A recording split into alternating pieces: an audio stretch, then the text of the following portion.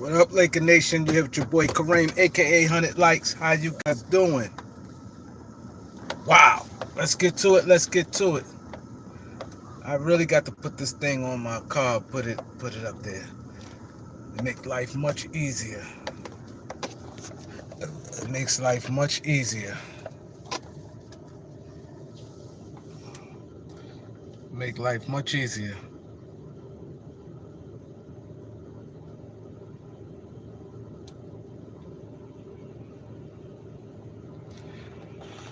See you later was good.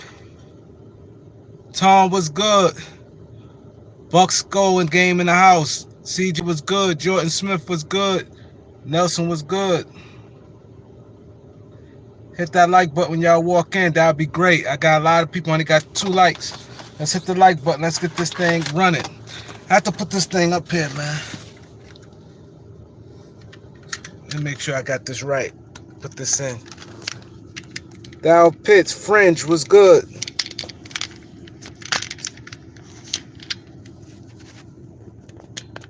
How long you think Vogel will have?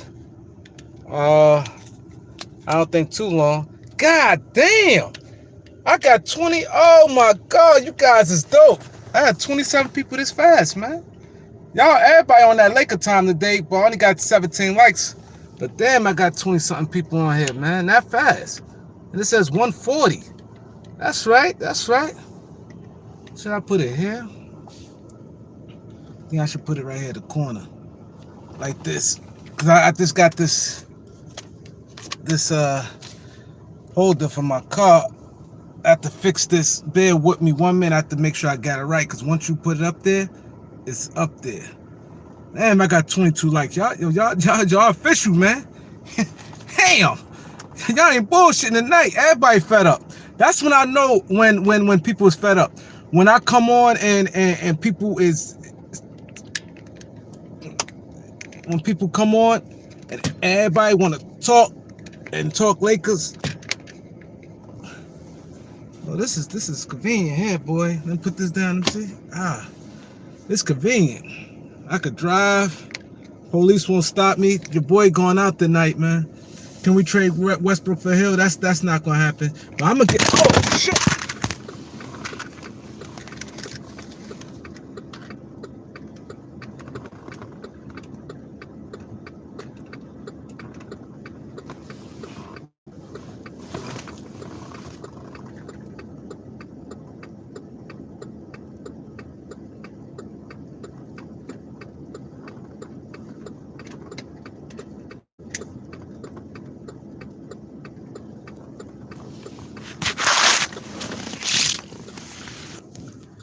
Damn.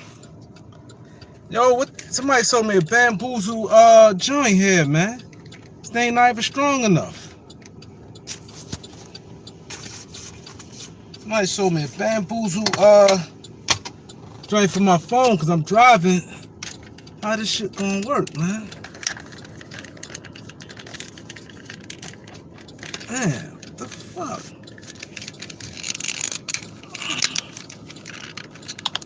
This thing's annoying, man. This thing cheap, man.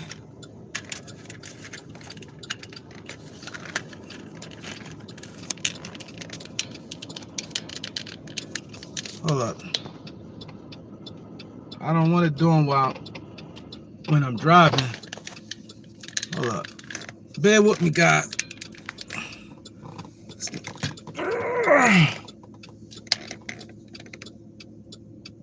I don't know what happened, man.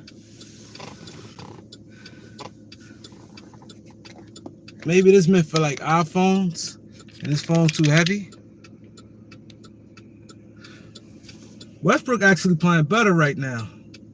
This not even... Got the lights on. I hope this thing don't happen again, man. Keep falling.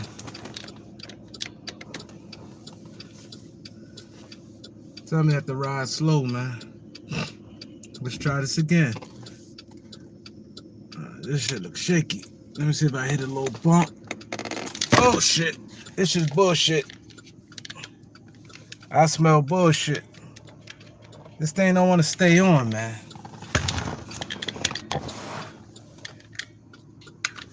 I spent a couple of hours for this thing here, man. Blame this right here, man. Look at this. Blame this. Now it's fuzzy. What's going on, man? What the hell is going on right now? I got the super big head. Like, oh, man. Hold on, man. Don't do it today, man. Please.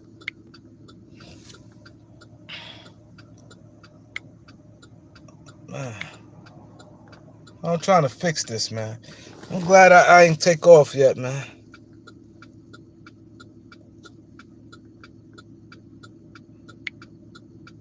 That's not it.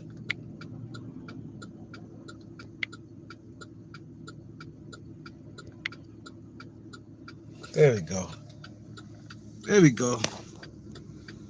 I don't know why I decided to do this tonight when everybody want to come talk Lakers. Just decide to do this now. I should take this back, man. This thing not even sticking to my window. What the hell's going on with this, man? It's supposed to be for all phones. I get somebody to fix it for me, man. This is crazy. I don't like doing this like this. But I'm gonna keep it like this, like this. I can drive one here. I keep it like this, man. I don't need police to be on my ass today, but we gonna talk. I'm not gonna be able to read y'all comments too much. I try to peep every now and then, but I'm gonna get to it. Rob Pelinka make moves. I got word, man. Make some moves, and we all can see that that whatever's going on is not working. We can't blame everything on the coach, and it's like it's a piece of the blame for everybody. Normally, you don't get situations like that. You normally get situations where you could identify the problems. Like this is why I want you guys to be. I'm not trying to get you guys to be nervous, but this is why I want you guys to be a little nervous, because this is the situation. We all watch basketball, and there's really no clear-cut reason. Like, it's a lot of reasons. This is dangerous, because we could say, okay, cool. One reason we could say injuries. That's one. Another reason we could say AD. That's two. Another reason we could say Westbrook. That's three. Another reason we could say Frank Vogel. Four. Another reason we could sit there and say age. Five. Like, so it's a lot. Like, how you fix that? There's a lot of different things going on at one time. So that's the danger part about it. Normally I have answers, but the answer I'm looking at is going to be hard to really make trades, because if you're not trading, let's forget about Bron and let's forget about AD. You know Bron, that's why when guys be saying trade AD, you know it's not happening. You know Bron would never go sign off on that. Rich Paul, Bron, so we all know we locked in with that, right? We locked in with that. So forget about Bron, forget about AD. Let's say Westbrook. Westbrook market not going to be as strong. And I see people say trade for Buddy Hill. Why would Sacramento want Westbrook? And they got Fox and they got Halliburton at guards. That don't really make no sense. And now the Kings, I ain't going to lie, they definitely look okay, but they always, damn, this traffic. Why? Man.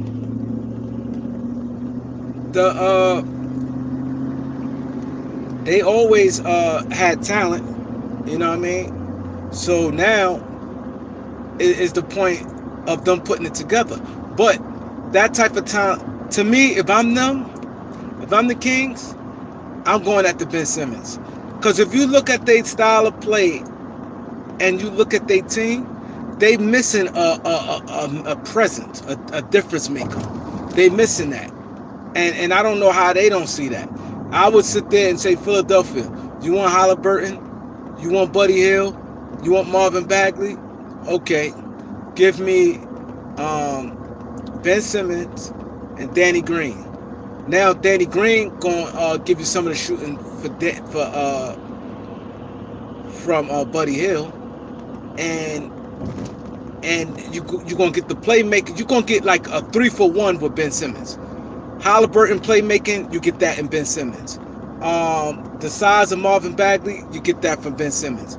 You upgrade on defense, and now it's opened up minutes for Davion Mitchell.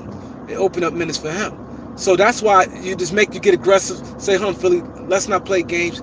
Take these 3 guys, man. I take them 2 guys there, and let's roll.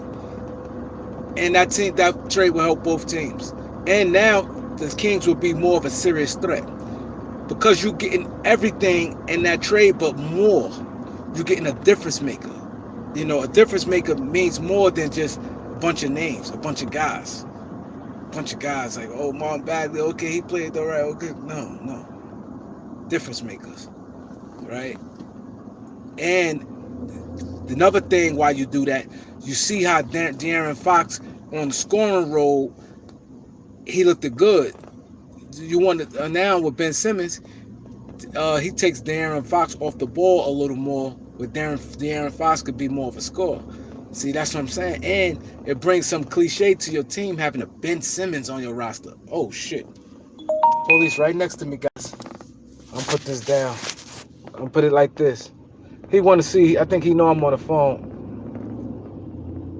If I have to hang up, I hang up. Police right next to me. Out here in Jersey, these cops here, man. They don't give you no breaks. Normally you give breaks like you pull over, like, listen here, man, XYZ. But why is the traffic? Saturday night, like, come on. But anyway, let's get the likes up, guys. We're going to do it big, man. I want to give a shout out while I'm stuck in this. While I'm stuck in this traffic, I'm going to check in. My boy RJ Quick is in the building. My boy Ryan in the building. See you later. Tom, Casper, Felix, Banks, what up though? Detroit in the building. Amarion, Steve Holler, Felix.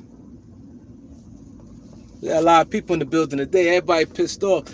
My boy Steve, man, looks sitting pretty right now. Phoenix Suns looking good, man. They looking good. They proved doubters wrong. Why a lot of people getting off the highway? Damn, everybody checking, but ain't no other way to go to New York, though. Damn. What other way to go to New York? I don't know, man. This is annoying. Damn, man. I should have left earlier. But anyway, the likes up. Yeah, Phoenix Suns looking good, man. They proved me wrong and a lot of people, because I saw Chris Paul. When Milwaukee came back from down 2-0, and he said, damn, he had that look like I blew my opportunity. But for them to come back, it showed something. Not saying I'm not saying they're gonna win a championship, but it showed that they have some type of guts, and for them to bounce back like that.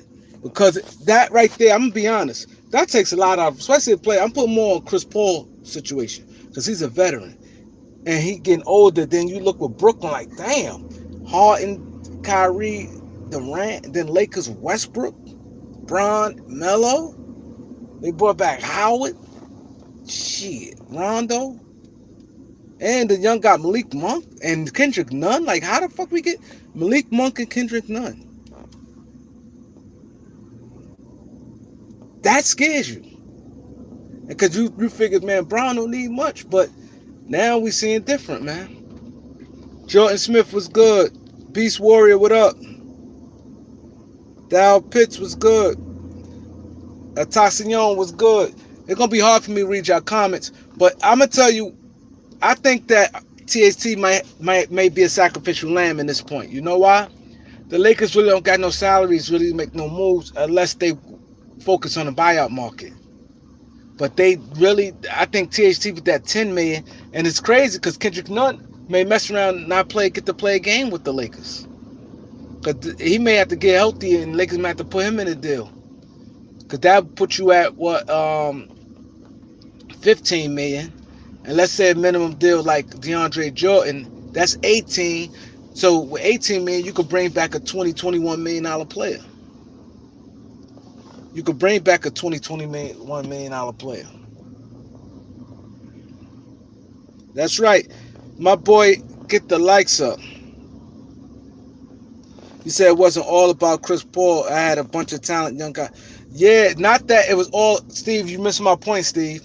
Not that it was all about Chris Paul, but Chris Paul is a major factor on that team, the point guard. If he loses some belief, it's major. You can't afford for none of your best players to lose belief. I always said you had young guys that could get better. Aiden could get better. Um, um, Bridges, Booker, them guys still could get better. I always said that. But Chris Paul made your point, and he the point guard. If he don't now believe, it can ruin things. You know, that's the thing. Yep. I'm probably get some gas. I'm gonna be moving around the city today, you know. The Lakers make a deal for Buddy Hill. No. For one, the Kings don't really like to deal with the Lakers. And only way Buddy Hill makes 21 million, it would have to be a Kendrick Nunn. But I think it had to be like a 3-team trade. It had to be. It had to be. It had to be a 3-team trade. Because I don't know if they want THT. See, THT got to kind of get like Brandon Ingram. THT got to start learning to play a little off the ball and less dribbles. Like I think that kind of hurt some players, and it hurt you far as like being on a certain team. Because if you put THT on the Kings and you look at their team, you be like, I don't know, because like Buddy Hill, one thing about him, he gonna run around and he gunning it. He not doing that many dribbles.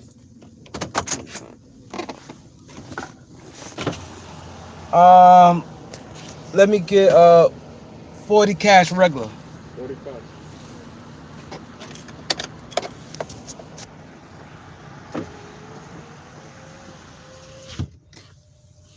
See that's the thing with a guy like THT. You see what I'm saying? He like kind of like hold the ball. He got the a lot of these players. I wish I could work out with guys like him and Ingram, cause their game would be so much easier. I think they could be better in transition. Like you guys, I know y'all young. Some of you guys is younger, but a guy like James Worthy was tremendous in transition. Tremendous. James Worthy was tremendous in transition. Tremendous. He run that floor. He run that floor hard. And that's how you get easy baskets. Like a lot of these guys, they don't run the floor like they should. Like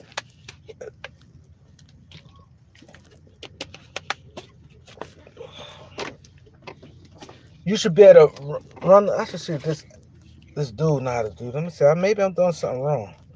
But it's sticky, but it's not all that. Let me see what this for. Let me see. I'm trying it this way. This is simple.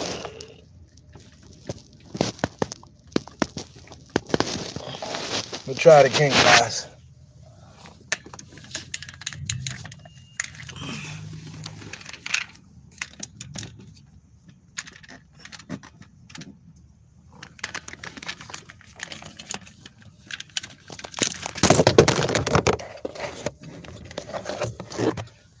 This is annoying.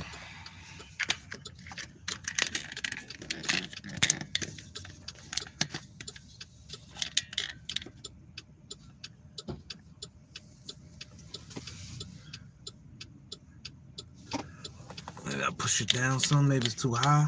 All the weight. Maybe that'll work. We'll see. Where my money at? We'll see. Oh shit.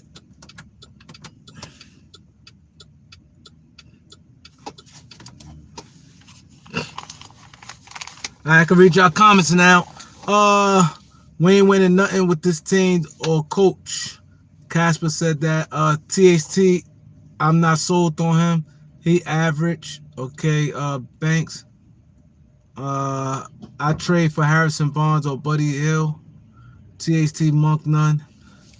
See the Kings.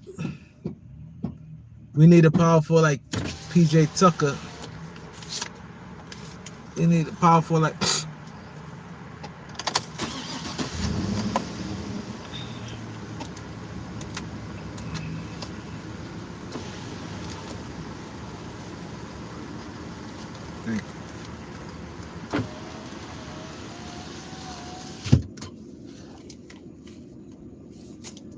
Yeah, they pumping my gas for me, you know. It's convenience. I don't have to get out the car. They pump my gas for me, you know. Let me see how this 40 cash ain't do much for this big boy here. 40 cash ain't do too much for it. It moved a little something, but it ain't moved the way I like. I thought it'd be a little better. Better.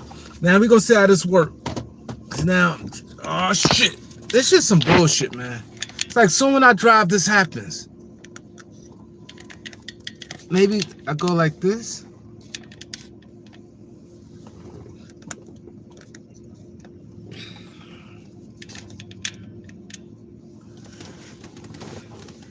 Let me drive and see something.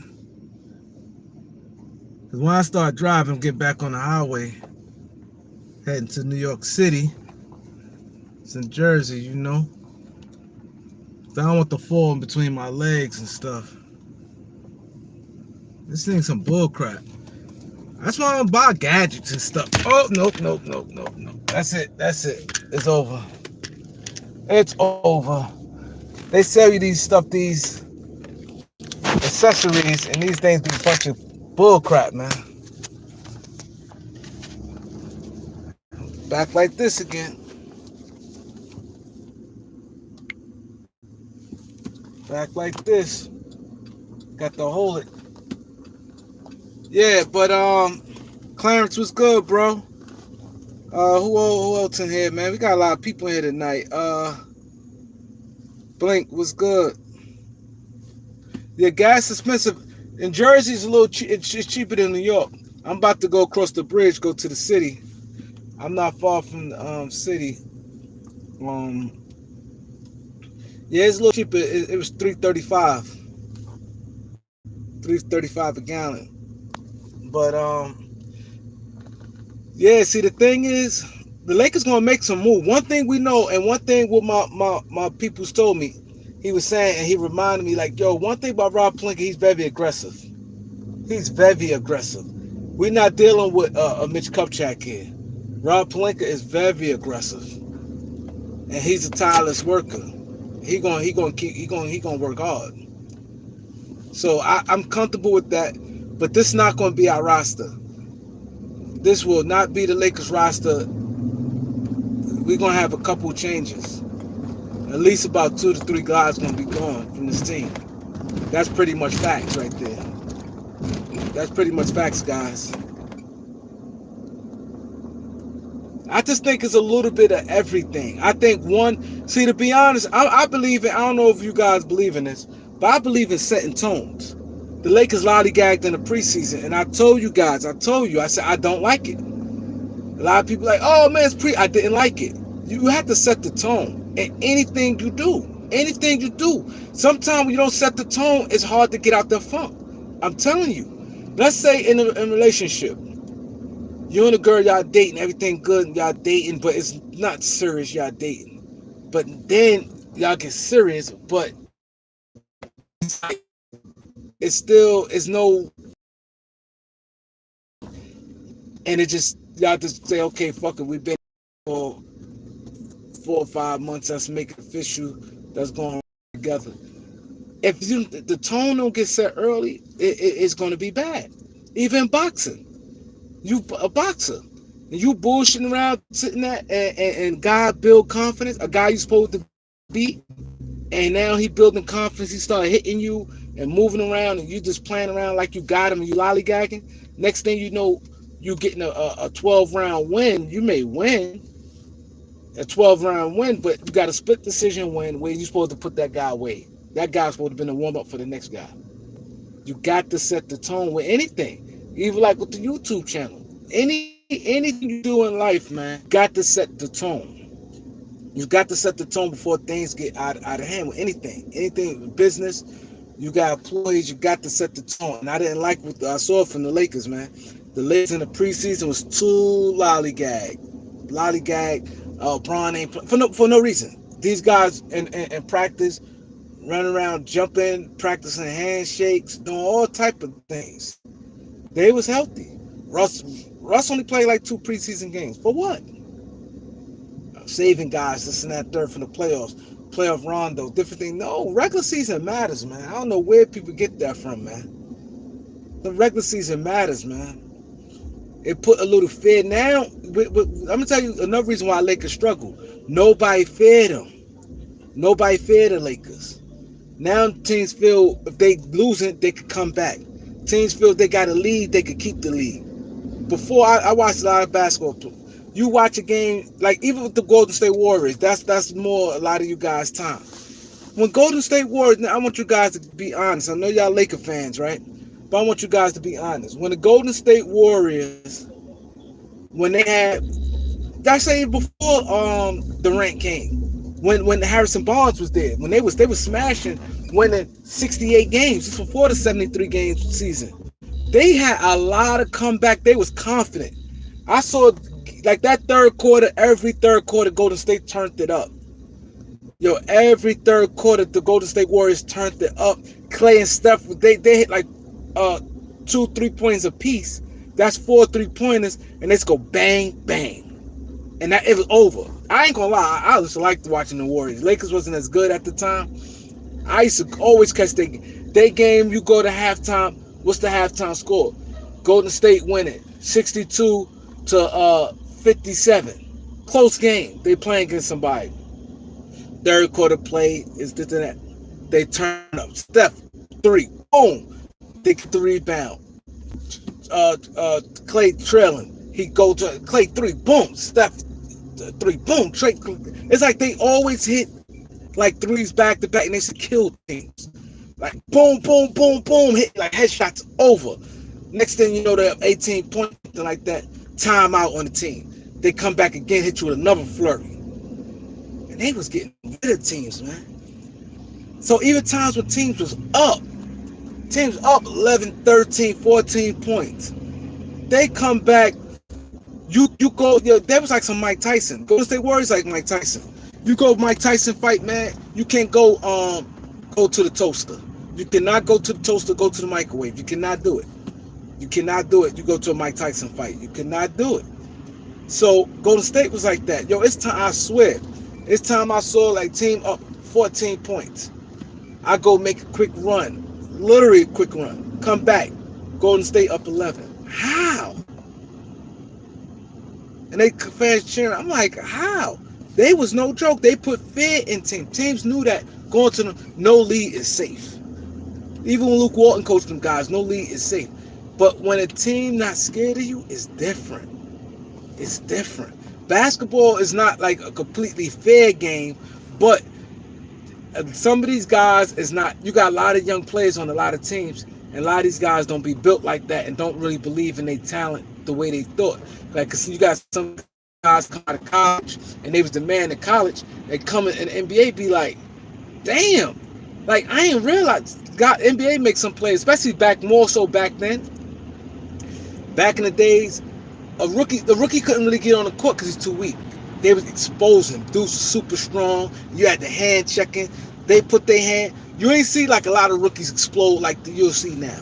Like back then, like let's say in the early 90s, in the 90s, when you drafted a player, he didn't play much. He didn't. You barely see a guy coming in and play. That's why most of the time in the Rookie of the Year race, when they do get Rookie of the Year, it only really be probably like three race, because only like 3 guys really play minutes in their rookie year. Some guys start playing minutes towards the end of the. But in the beginning of the season, you barely see a guy like Steph. Steph ain't start. Steph ain't start. Steph he didn't start. They had Monte Ellis, and then Steph started starting. Clay came in. Clay didn't start. It was different. You had a guy ahead of you. You was not starting. You was just not starting. Unless it was like injury, like some situations played itself out, but he was not starting, man. And it was tough for these guys to get minutes in the league because it was just tough to get minutes because guys was physically strong. Guys was physically strong, and they made you when you wasn't going to that basket, you was getting hit, and you felt the strength. You felt it. You're like, damn. Like you used to play college ball and you want what you want. NBA made it believe it. It humbled a lot of players when they came in that league in the 90s. It's humbled them. A lot of guys was good. Look at Christian Laettner. Laettner was the shit. Christian Laettner was a beast. He came in the NBA, couldn't do that. And he was talented. He just couldn't do that. Some guys crack through and play good like their rookie years. I ain't saying nobody. But for the most part, man, it was not easy for guys, man. It's not. You had guys physically strong. That's like me at my age, and let's say one of these little young guys. I'm physically stronger than these guys. All you guys, you physically strong. These guys, 18, 19 years old. Like, you could just feel an older, you just get stronger for no reason. And that's the thing with it. So now, that's why I said now, a lot of these older GMs, they got to get with it where young guys can play now. See, and that's where LeBron went wrong at. LeBron think, oh, I got to get a goal. I'm old as they go the game. They're not. It's different. It's different. Let me tell you how it's different. And this, I'm going to break this down, right? This how it's different with guys like LeBron and them do, right? LeBron is like, oh, you can't win, and Colin Cowherd can't win. Colin Cowherd double talk all the time. 1 minute, oh, you old roster. Then, oh, you can't win with kids. I'm not saying you have to have a 15-man roster with a bunch of 23-year-olds. I'm not saying that. But let's say like a roster. Like, let's say instead of them picking a whole bunch of these old veteran guys, right, and get some guys that got, and there's a lot of guys that's on the bench that got talent. You can groom these guys. These guys, they're gonna do some things, and they're getting better and better. You can win now with younger guys, especially if you have the mixture. You have a mixture. You don't be like, oh man, I have to get Trevor Ariza. Oh, I gotta get Wayne Ellington. Oh, I gotta get Rondo. Nah, you don't have to. You get some of these young guys playing that position. You look at them, you look in their eyes, and you look in their eyes, and you go like this. This what you want to do? You think you can handle this? And you just let them play. They're gonna get better and better. Like for instance, look at the guys for their first year in the playoffs perform. Guys like Mikal Bridges perform. Even when Malcolm Brogdon, his first playoff, he performed. Guys all over. TAC's first playoff, he played well, and he had very, very inconsistent minutes. You can perform now in the NBA being a young player, opposed to before. Oh, he's too young. This that. Put Braun in the imagine Braun, AD, and Russ. Then you get like young. I'm not saying guys got to be 21. I'm not talking about young guys like that. I'm talking young guys like 26 that you can get. Look at like guys like Torrey Craig, like guys like that. I'm not like, you know what I mean. Instead of getting a Reza, you get a Torrey Craig. You know what I mean. Guys that can get a little better. Instead of like Bazemore, you get a guy like Hamidou Diallo. Like, I'm just throwing names out there right now. You know what I mean? I'm not really thinking and really focusing on like rosters, but it's guys out there that you could got. Look, all your guys got to do. Look at guys who got minimum contract. If they get minimum, look at guys who got at least $4 million. And imagine Braun talking to you. See, you heard what Malik Monk said. LeBron is our Michael Jordan. So you can imagine the way LeBron recruit would sit there and Trevor Ariza and Wayne Ellington. He could recruit Melo and these different guys like that.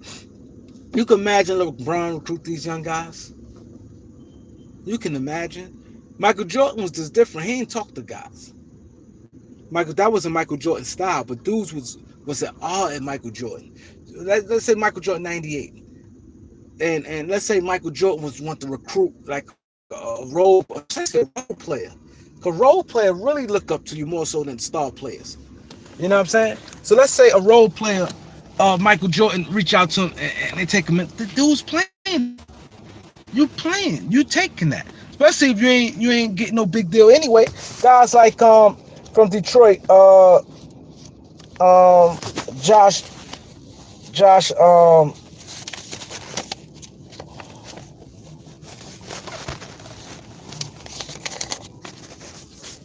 yeah, get my money for this toll. Look how long it took me to get to this toll.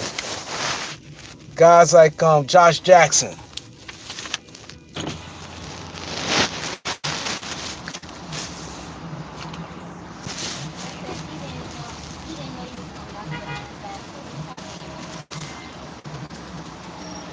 Thanks.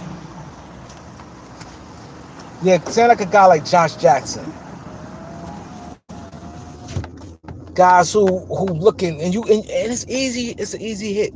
You tell them guys like that. Listen, you the 4th pick of the draft, right? Obviously he's talented because I scouted him. He's a good player. The things just went wrong.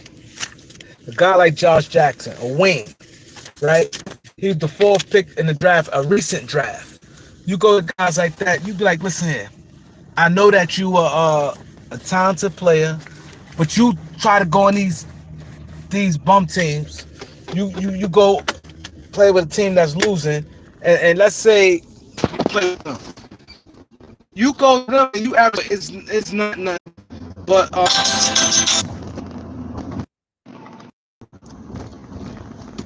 damn. Let's say Josh Jackson, right? Now this is bad. Now I only got 18 people here, man. This is not right, man. What y'all doing to me? Hit that subscribe button, like and subscribe. And I got 8 people, 11, 16 people now, man. This thing keep playing with me. Damn, I had nice 40, 50 people on live checking your boy, man. I had 50 people checking your boy, man. This is crazy. Let's hit the like and subscribe. But anyway, I tell people this all the time, especially a team like the Lakers. The Lakers, let me tell you how golden the Lakers is. This is why I say they need a guy like me. Because I know the history of the Lakers. I know the temperature of the Lakers. I know situations how I can relate to these players today. And I can even get guys paid and everything. Let's say Josh Jackson. Let's say he on a weak team, a team that's a last place team in the NBA, right? Let's say with that team he averaged 14 points, 5 rebounds, 3 assists, shoot 49% from the field, 36 from the free throw, 75 from the free throw line, right? That's solid numbers. But your team is garbage. Y'all won 19 games all season out of 82, or won probably 22 games out of 82 games, right? And you're not on. Oh, see, asshole. This dude's a fool. I didn't be selfish, man. Damn. But anyway, let's say with the Lakers, this is why I'll tell Josh Jackson. I'll be like, listen here, man. If you could get us the Lakers 9 points, you don't need to get double figures. 9 points. The same thing, the 48% from the field, 36 from 3. You get 22 minutes with the Lakers. Shut up, man. Beeping your horn at me for. Asshole. I can't. I don't want to get on. Anyway, I hate when people do that. They want to stick a middle finger up at me. But man, what I was saying? He shoots 75 from three and all. But this is what you tell them. Be like, you put those numbers up, playing with LeBron James, Anthony Davis, primetime Lakers, deep playoff run, possibly win a championship. That means more than that 14, 15 points you're getting on that other team. That's what players need to focus on. See, the thing is, I think THT problem is, if I would talk to THT, that's why I sit them down and say, listen here, I understand you got the, and you're very ambitious and you want to be great, but you're doing a little too much. You got to play as a role player. You got to pick and choose your spots. Be a playmaker. Don't worry about, because you got height, don't worry about getting us 18 points a game. That's not going to happen. We're not going to have 4 guys getting 18 plus. This is how you have to sit THT down and say to them, you know Braun, Russ, and AD going to average minimum 18 on up. We're not going to get 4 players. It's not going to happen. So THT, this you have to do, Taylor. Forget about being super aggressive, trying to take 15, 16 shots a game, trying to, go to the line a lot, averaging 18 points a game. This is what we need you to do. Get good quality shots. Take quality shots. If you give us 10 points a game, I like that. You earned your $10 million a year. You get us 10 points, 4 rebounds, 4 assists. You shoot like 48% from the field, 36 from 3, and you can get us like 76 from the line. THT, you did your job. You earned that $10 million because you on a good team doing that. Now, if you're on a last place team doing that, maybe your contract might not look so swell. But you looking good with 10 points, averaging 10 points with 48% from the field. On a good team. Take good shots. Get us 4 assists a game. 4 good assists. You get 20, 24 minutes a game. You're playing half the game. Like, that's good. We want that. That's what we need. That's what we need. We don't need you to play hero ball. When the time or plays come, pick your spots. The ball gets swung to you. Sometimes if you don't got a quick move to the basket, all that bouncing, doing this drop. No. If you don't got a clear path to the basket, because a lot of times he get a shot blocked a lot too. He kind of reminded me of Clarence Witherspoon. I don't know if you guys remember Clarence Witherspoon. Clarence Witherspoon was a short power forward back in the days. He got his shot blocked more than anybody in the NBA. Clarence Witherspoon, I seen him before. I ain't even recognized that was him.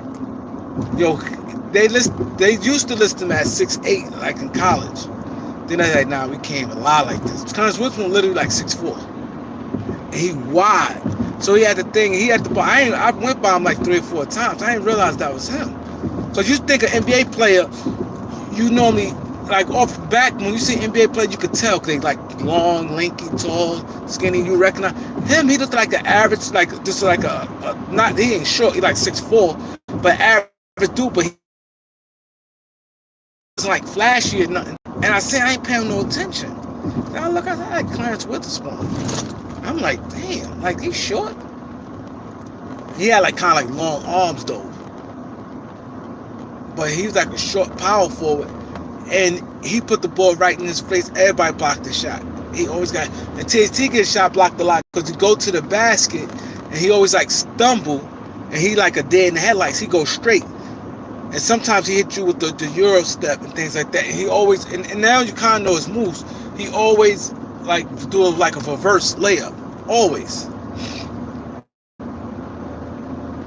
He always do like a reverse layup.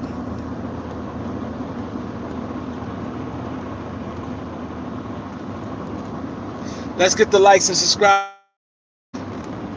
Need some subscribers, some likes up, man. This is real energy. This is like, man, you know what you guys doing to me today, man? This is like some real tight energy, like some real juice your boy got today, man. Another live started. I had like probably like 3 different lives gonna be running wild, you know.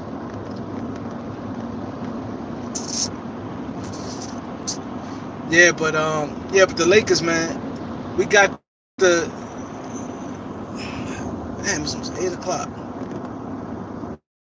Moving now. It's moving. I'm in New York City now. Been in New York for like 10 minutes now. After I paid that toll. But yeah, man, Lakers just have to get it together, and the thing is the organization, they so scared of LeBron, and LeBron think he know all the answers. LeBron don't like young guys. And there's a lot of talented young guys out there. Even guys like 22, 23.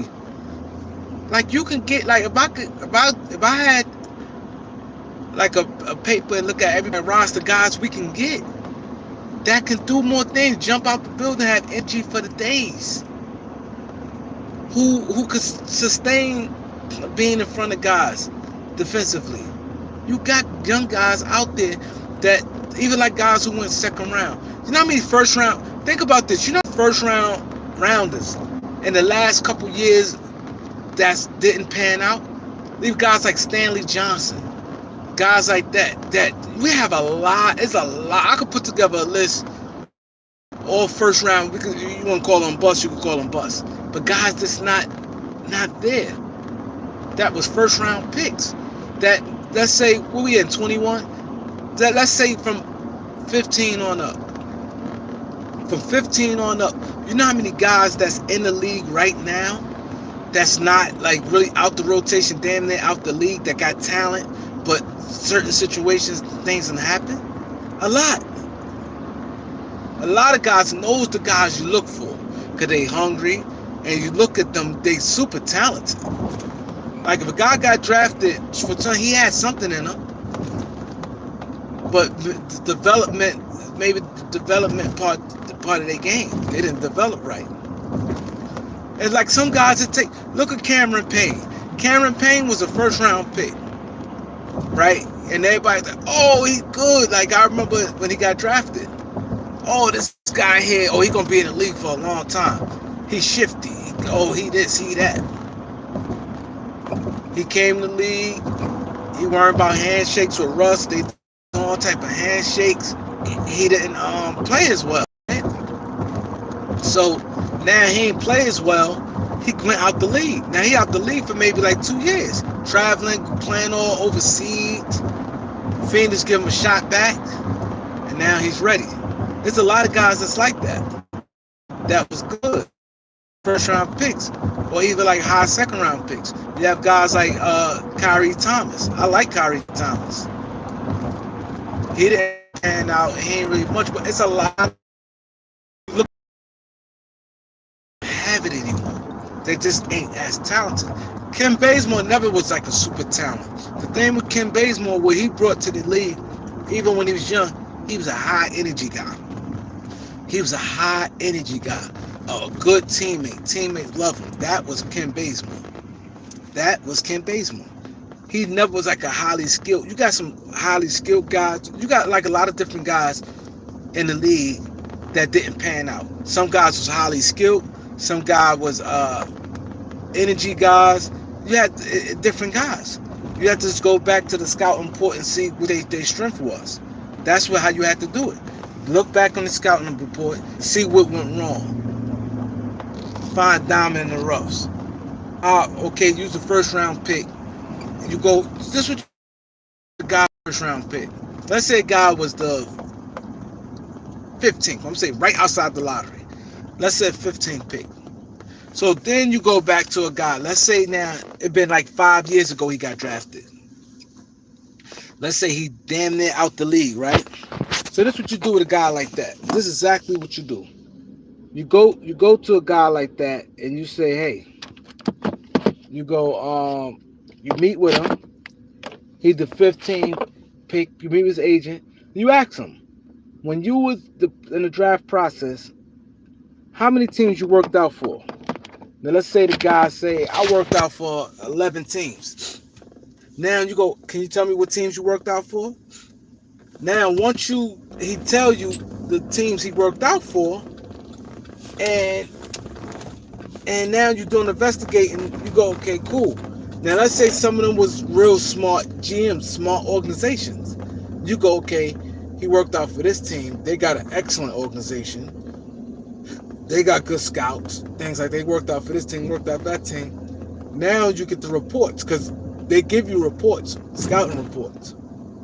Like, you know what I mean, what they saw in you, right? And then you go, okay, why this team didn't draft? Okay, now you look at the list and you go, okay, you worked out for 11 teams, right?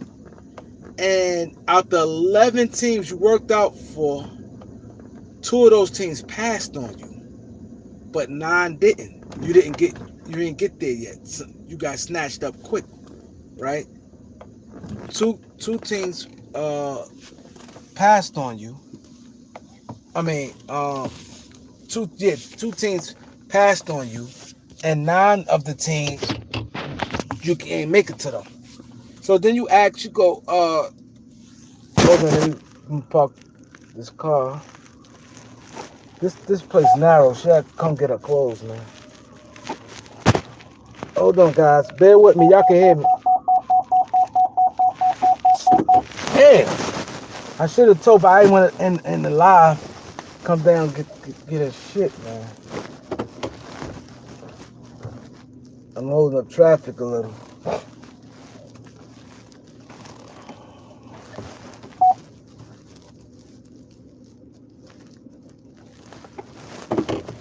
Yeah, but shut up. I done said shut up so many times today. It's crazy. But damn, how I could do this while ending the live?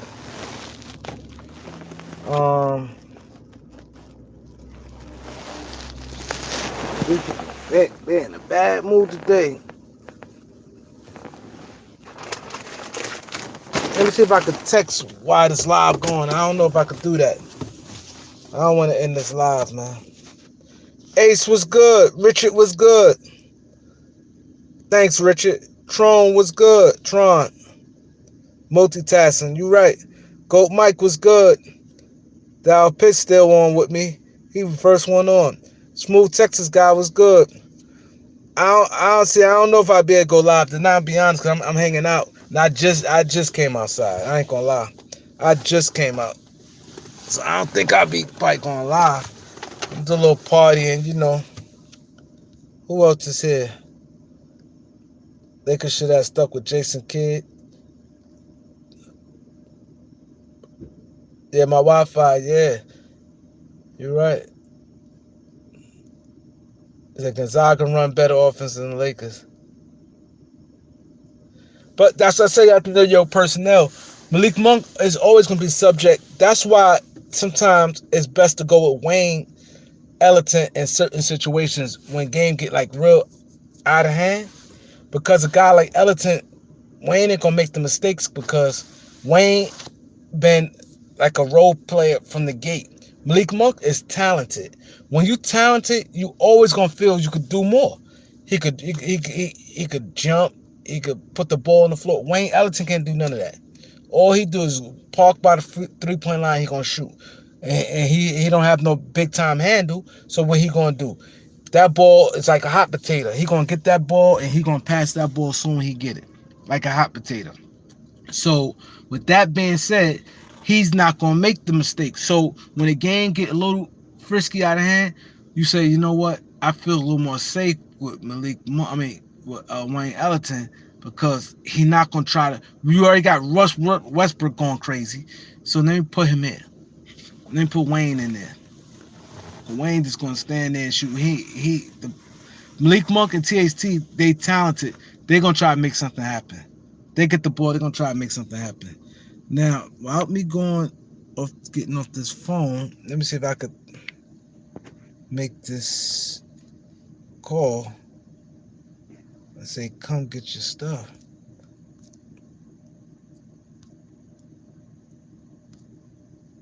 Because I don't want to get off live. That people came right back. You guys came right back, man. Oh, man, this is annoying. I ain't never been good with phones, so forgive me, guys.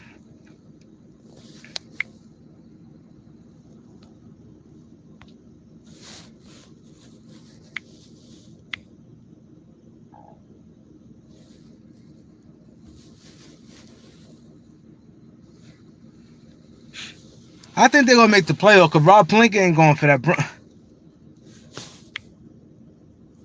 Damn, hold on. Let me try to figure this out. Just did it. I did it.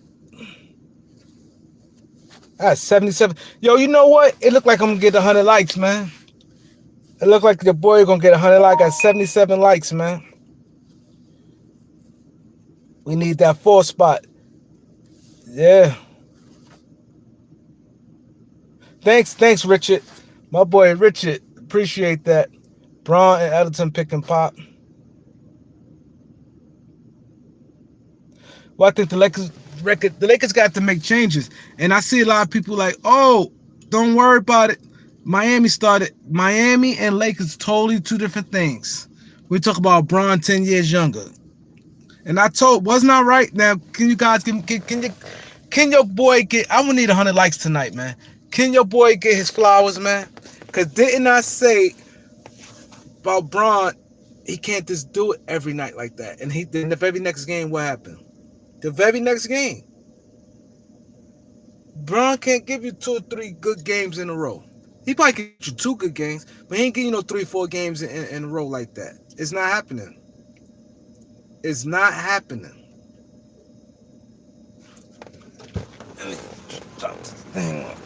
These police give tickets down here. Let me yeah.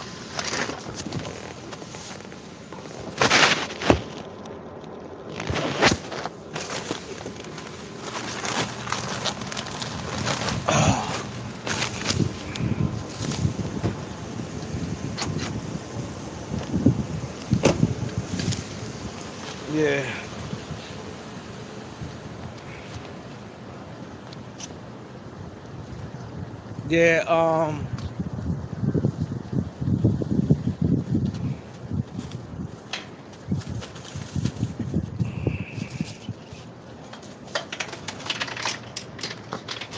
yep.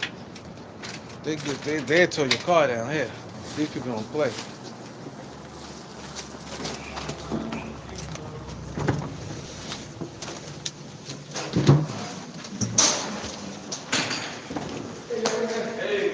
Yeah. Dale, gracias. Yeah.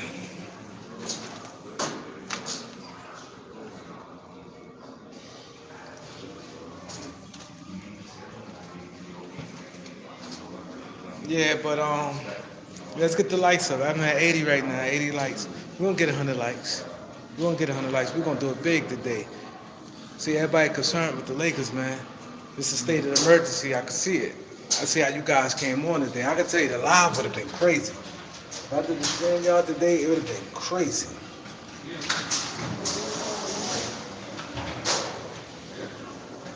The stream y'all would have been crazy. It would have been ridiculous. Yeah. That's what I'm saying.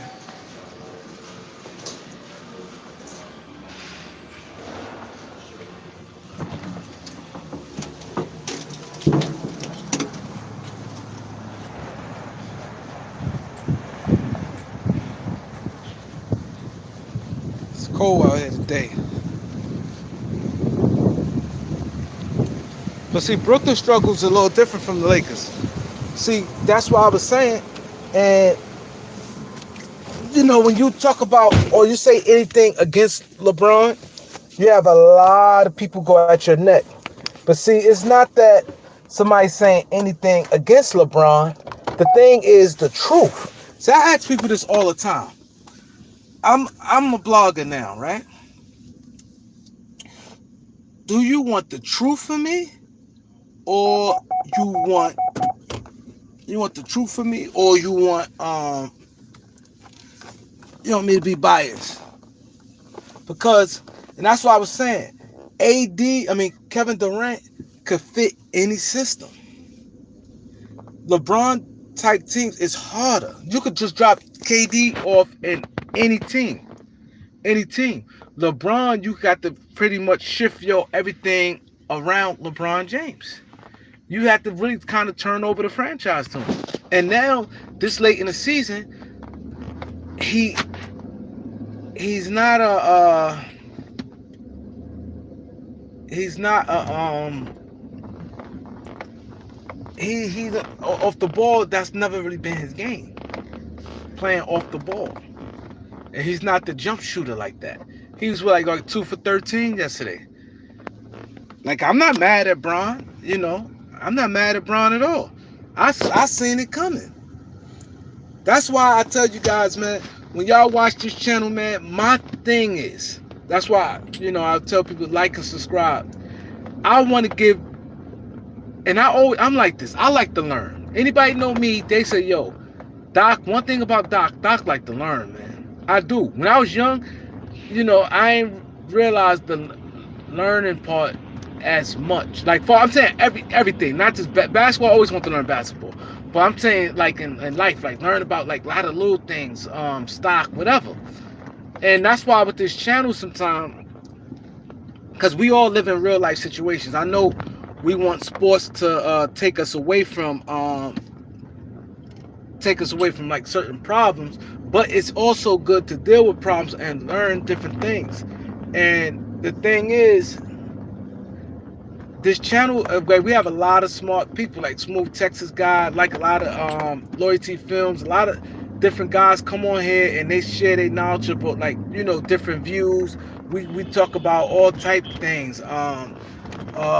things go in the community, a lot of different things. I like to be a little versatile. I try to do at least the 90% basketball, but I like to go around the league also. But I don't get the cooperation, because when I say, okay, if I want to, let's say I want to talk about the Memphis Grizzlies, for instance, I already know, not that I'm gonna make a whole big thing on the Memphis Grizzlies, but let's say it's something that need to be talked about or whatever. I already know I ain't gonna get the views and the likes on different things like that. So, but it can help out though. People don't realize that. It can help out. But the way how this basketball thing structured is more than that. That's why I would tell you guys, and I always tell you guys, if y'all anything, like when I'm telling you one thing, I want to stick to you guys. If the first thing somebody mentioned, y'all seen The Godfather, the movie The Godfather, Michael Corleone, Don Corleone, when he was dying, he said the first person bring up a meeting, watch that person in the family. The first person in the family want to talk about a meeting or anything, watch that person. That person is gonna try to get down on you. And that's the same thing I tell you guys about basketball. The first thing when somebody start quoting to you, throw numbers out in basketball. If y'all having a basketball conversation and the first thing come out is numbers, they not really give you the sports, because the plus minuses, a lot of them numbers, I could tear them numbers apart. You have to watch the game and know the game. It's a lot of layers. See, the thing is, and I always say people, oh, LeBron, oh, Kobe. The difference between LeBron and Kobe, the good thing what I do like about LeBron gonna always recruit and gonna try to get players on the roster. Kobe didn't do that. But let Kobe play with Anthony Davis. Kobe would have been letting them know what it is. At times, but the thing is, some of these guys ain't built like that. Dwight Howard, because Dwight Howard wants to all the time, go hard, give 110% at all times. That's all Kobe asked for. He ain't with the plan and things like that. Dwight Howard took offense to that. But he see that you could be better than what you're doing. That's one thing I give Gasol credit, man. Gasol came with that weak stuff. Kobe got in his ass. He's playing soft. He said, man, I'm not here to cuddle Gasol. He need to put his big boy pants on. Kobe told him that. He told him that. Kobe went out, man, you playing soft. Get out of here, you soft. Kobe went at Gasol. But what I respect about Gasol was Powell stuck with it. He ain't gonna complain to, I want to get traded. Dwight Howard, and I said it.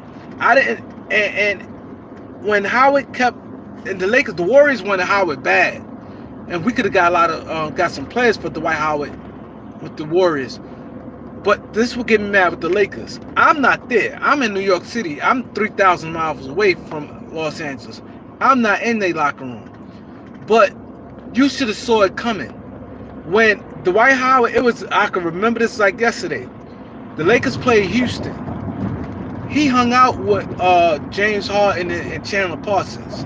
Dwight Howard hung out with them guys. And them guys was heavily, they didn't even hide it. They was heavily recruiting Dwight Howard during the season. Heavily recruiting them during the season. And he was like smiling, playing along with it. He never nipped that to the bud. Everybody named Mother, I ain't gonna lie, around like since February, right before the trade deadline, everybody named Mother said they think Howard going to Houston. Everybody was saying that.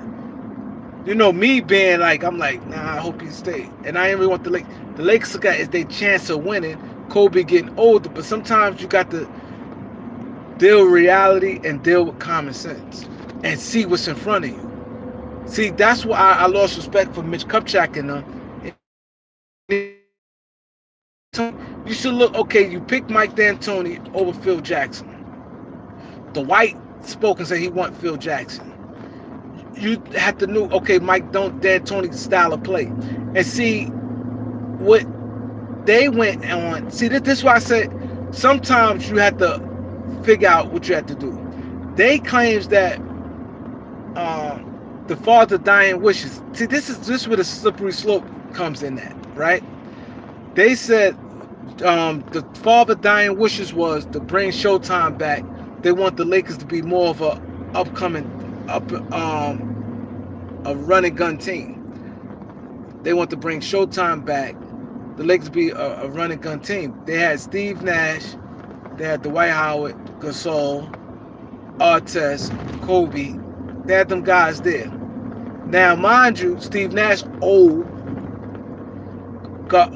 Artest was on his better half of his years. Kobe now in his 30s. Gasol, the same thing.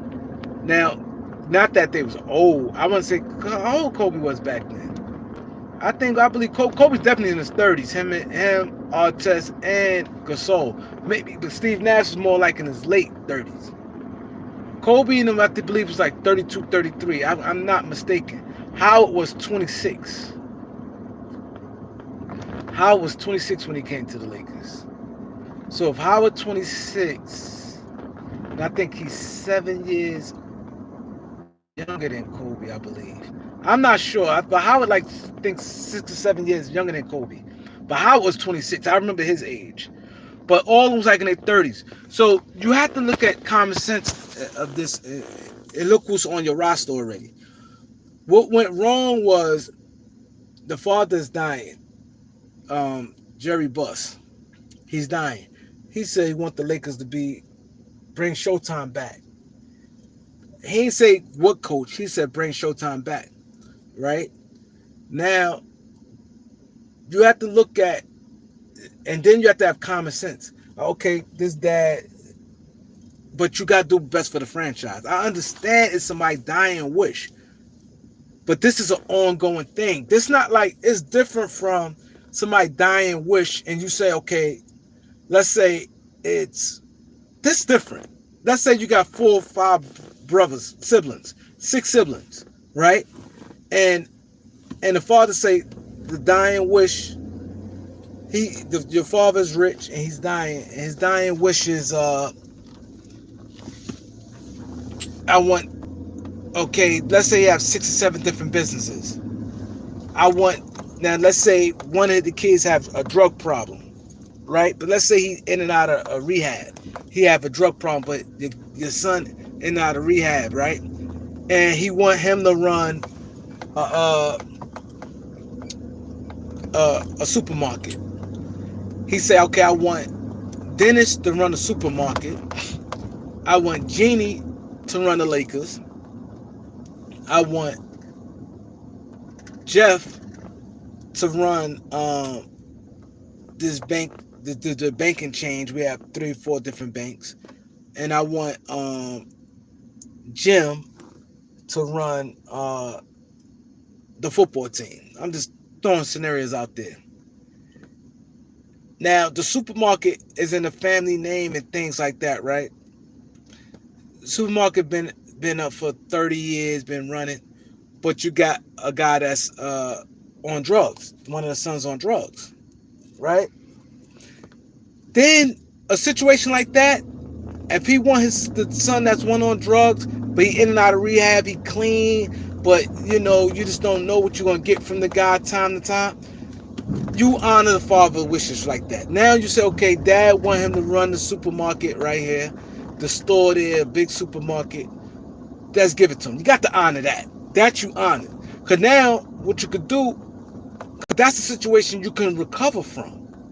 You can recover fast, and you figure, okay, I can take over the business even if it go on late payments or he start running wrong.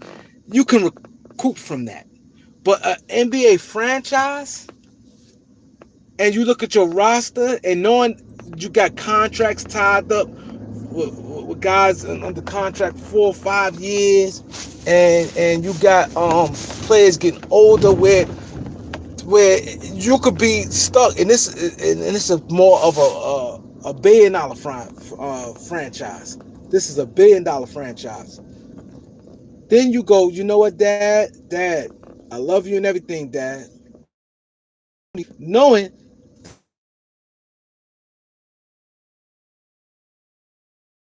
and he liked to play small ball. He didn't play any other way. He'd been in the league for 30 years. He'd been around the league. He's strong-willed. This is what I'm saying. You got to understand situations. Understand personnel. See, this is sometimes people get mistake. They mistake because they don't understand personnel. You have to understand and be like, you know what? This guy's stubborn. Everybody and their mother know. I know this. I don't even know Mike D'Antoni personally, but he's stubborn, and he's going to live and die with that style of play. So now, where Genie and Jim Buss and all of them, they have to know this guy's stubborn. He going to play this style. But we got Dwight Howard and Gasol. Kobe is not that run and gun type now. Kobe's shooting more jumpers now because he's older. You know what I mean? Play more of the half court set now. He's a little older.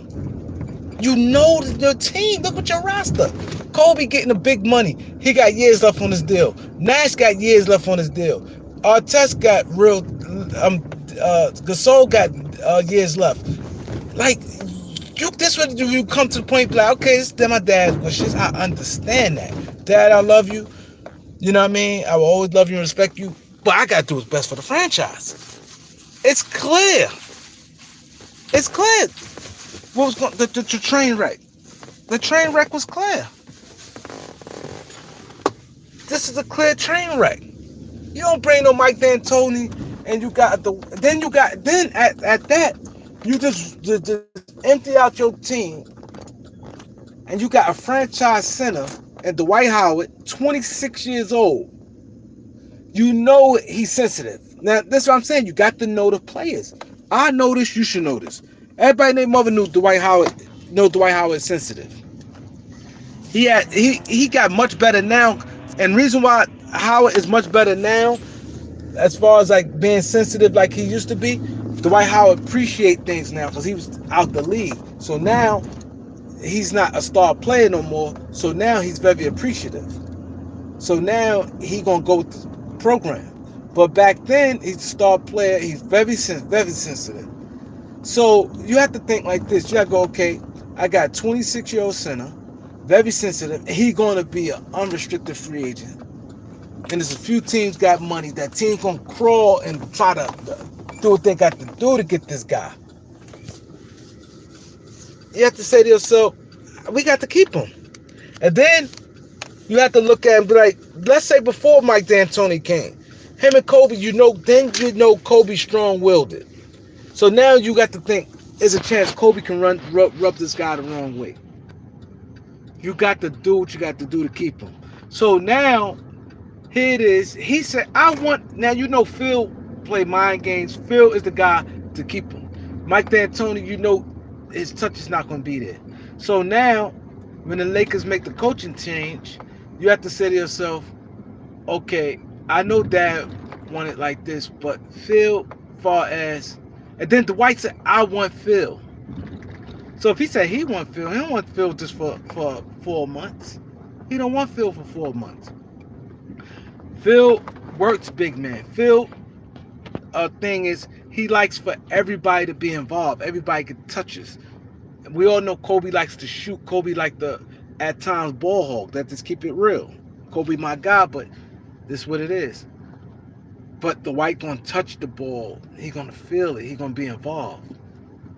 Let's get Phil. Even if you sign Phil to a 2-year deal, this for the summer to get, and you can lock the White up as free agency. You know, now you got the White locked up free agency, 4-year deal. Now, if he want to get traded, you getting stuff for him. You lost the White Howard for nothing. You lost the White Howard for nothing. You don't lose a piece like that for nothing. You just don't. That sets your franchise back. And so now, by them listening to their dad, and then Jim Buss really want to listen because he don't like Phil Jackson for other reasons. He don't like Phil Jackson. It came back to bite them. So now, then what happened? Kobe tore his Achilles. That same year. Kobe tore his Achilles. You see what I'm saying? Now you in the bad spot. Kobe tore his Achilles and Dwight Howard leaves free agency. And it was down here from there. Rebuild from there. Then you now Gasol old. Now you want to get rid of him. Everybody call him Gasol. Everybody call him Soft. You want to get rid of Gasol. You see what I'm saying? This is the problem you ran across and could have been avoided. Could have been avoided. You got to understand situations. That's what a lot of times when people go wrong at, I notice in life. The mistake most people make in life. You got to recognize the situation and get on top of it quick. You got to. You got to. I'm parking. You got to. You saw it. You saw it. You know Mike D'Antoni. Mike D'Antoni not a new coach.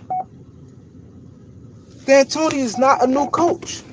You know his M.O. This is what he do. You got 2 big men. You got 2 big men. You know that wasn't going to work. You know that.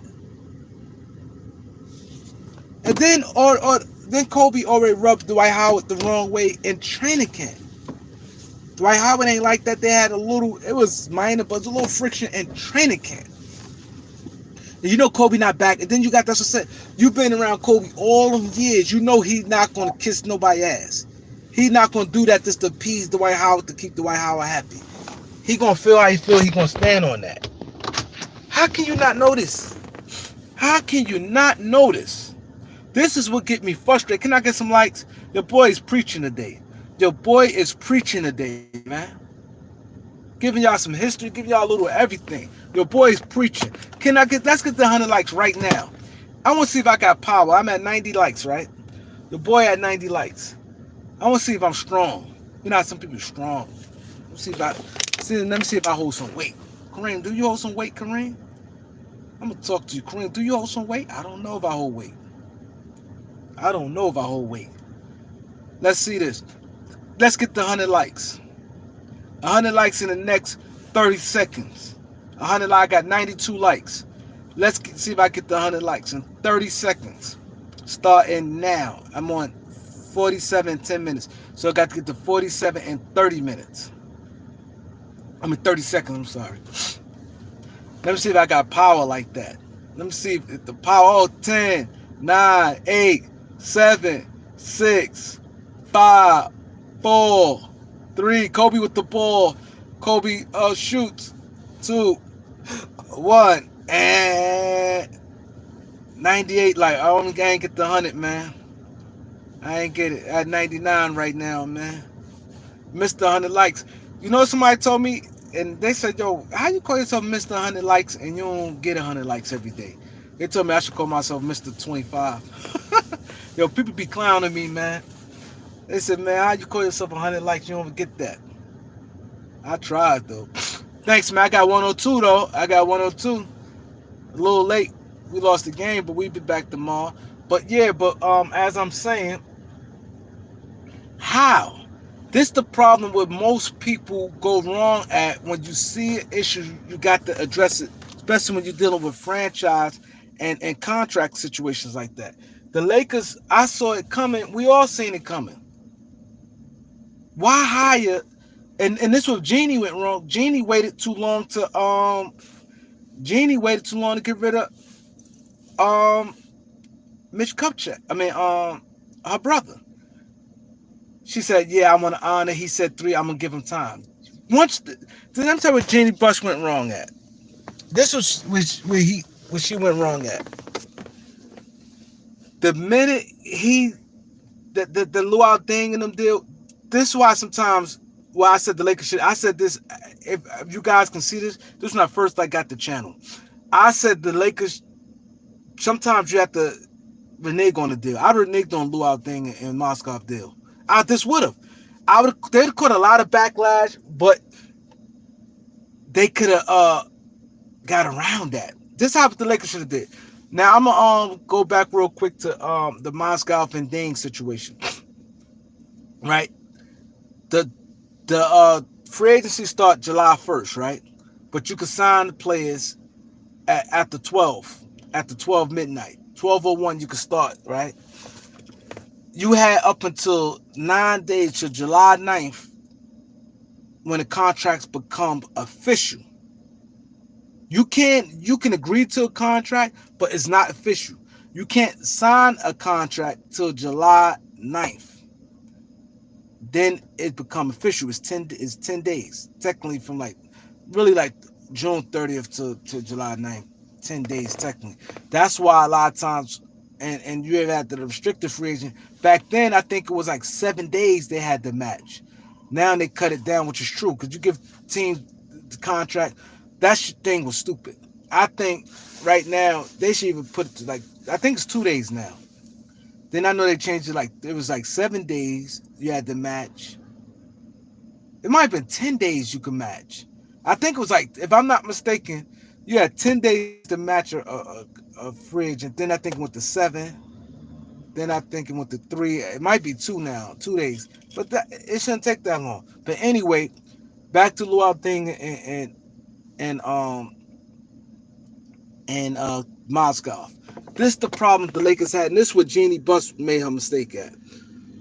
Now, we had all that cap space, right?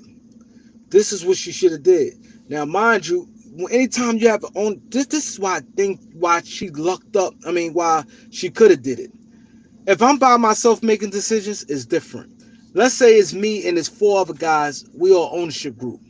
I really have to pass it off to everybody. If we all didn't agree on it, now you can say, "Yo, listen, we all didn't agree on it." This is what Jeannie had, and I said she should have did this. Now, the start of free agency, they listen to Luke Walton. They want to gas Luke Walton. Oh, the golden child. Luke is the golden child. That's Phil Jackson's son. That's Phil Jackson's son. I knew he's going to be a coach. He's going to be the Lakers coach he's going to be the next great Laker coach. He's going to be like the Pat Riley's and the Phil Jackson, where he's going to be a winner. They gassing him up. Oh, man. His Golden State they won 34 in a row. All this nonsense they saying, right?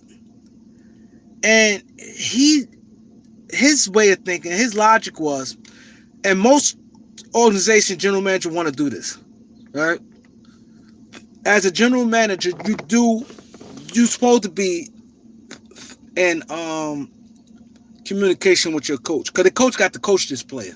So you don't want to start signing a whole bunch of players and trading for players, and now the coach got to deal with whoever you get. You do want the coach's input, because he coach, and coach may feel This player had an attitude. I don't want to deal with this player attitude. Because coaches been around the league too.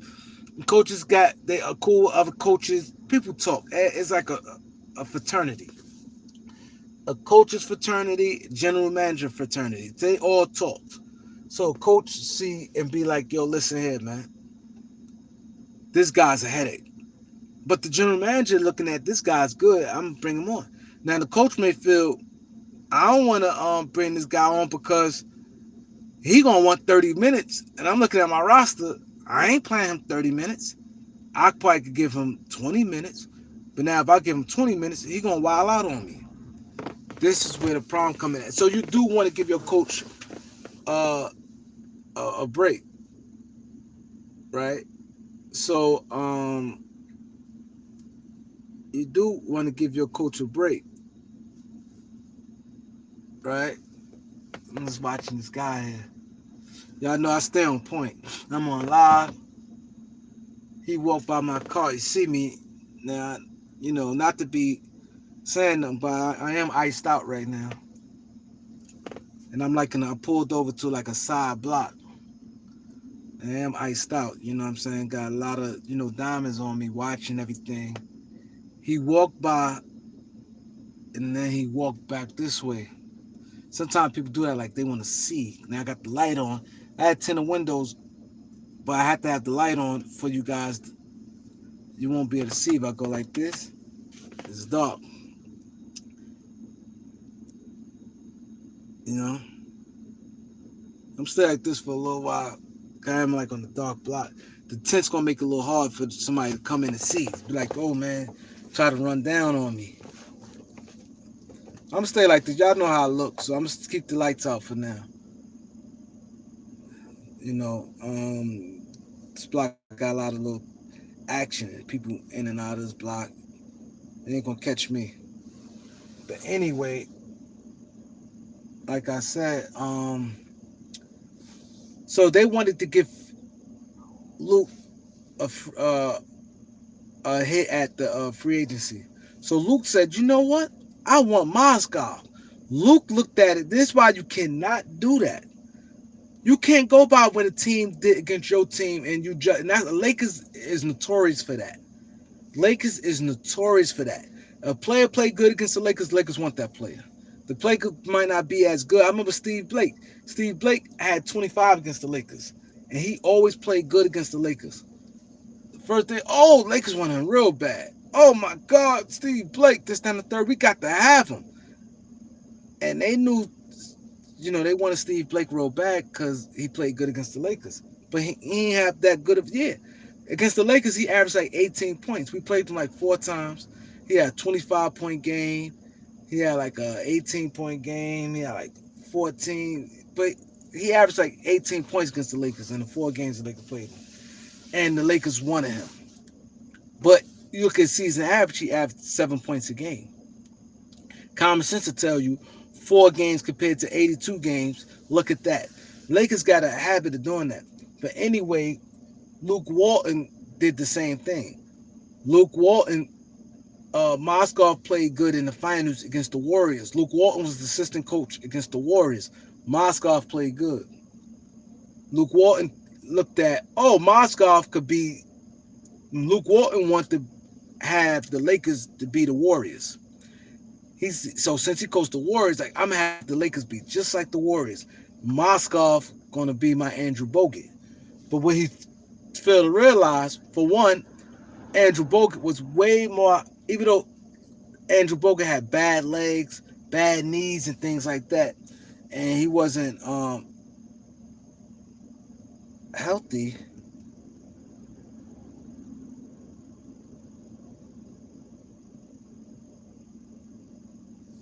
He wasn't healthy.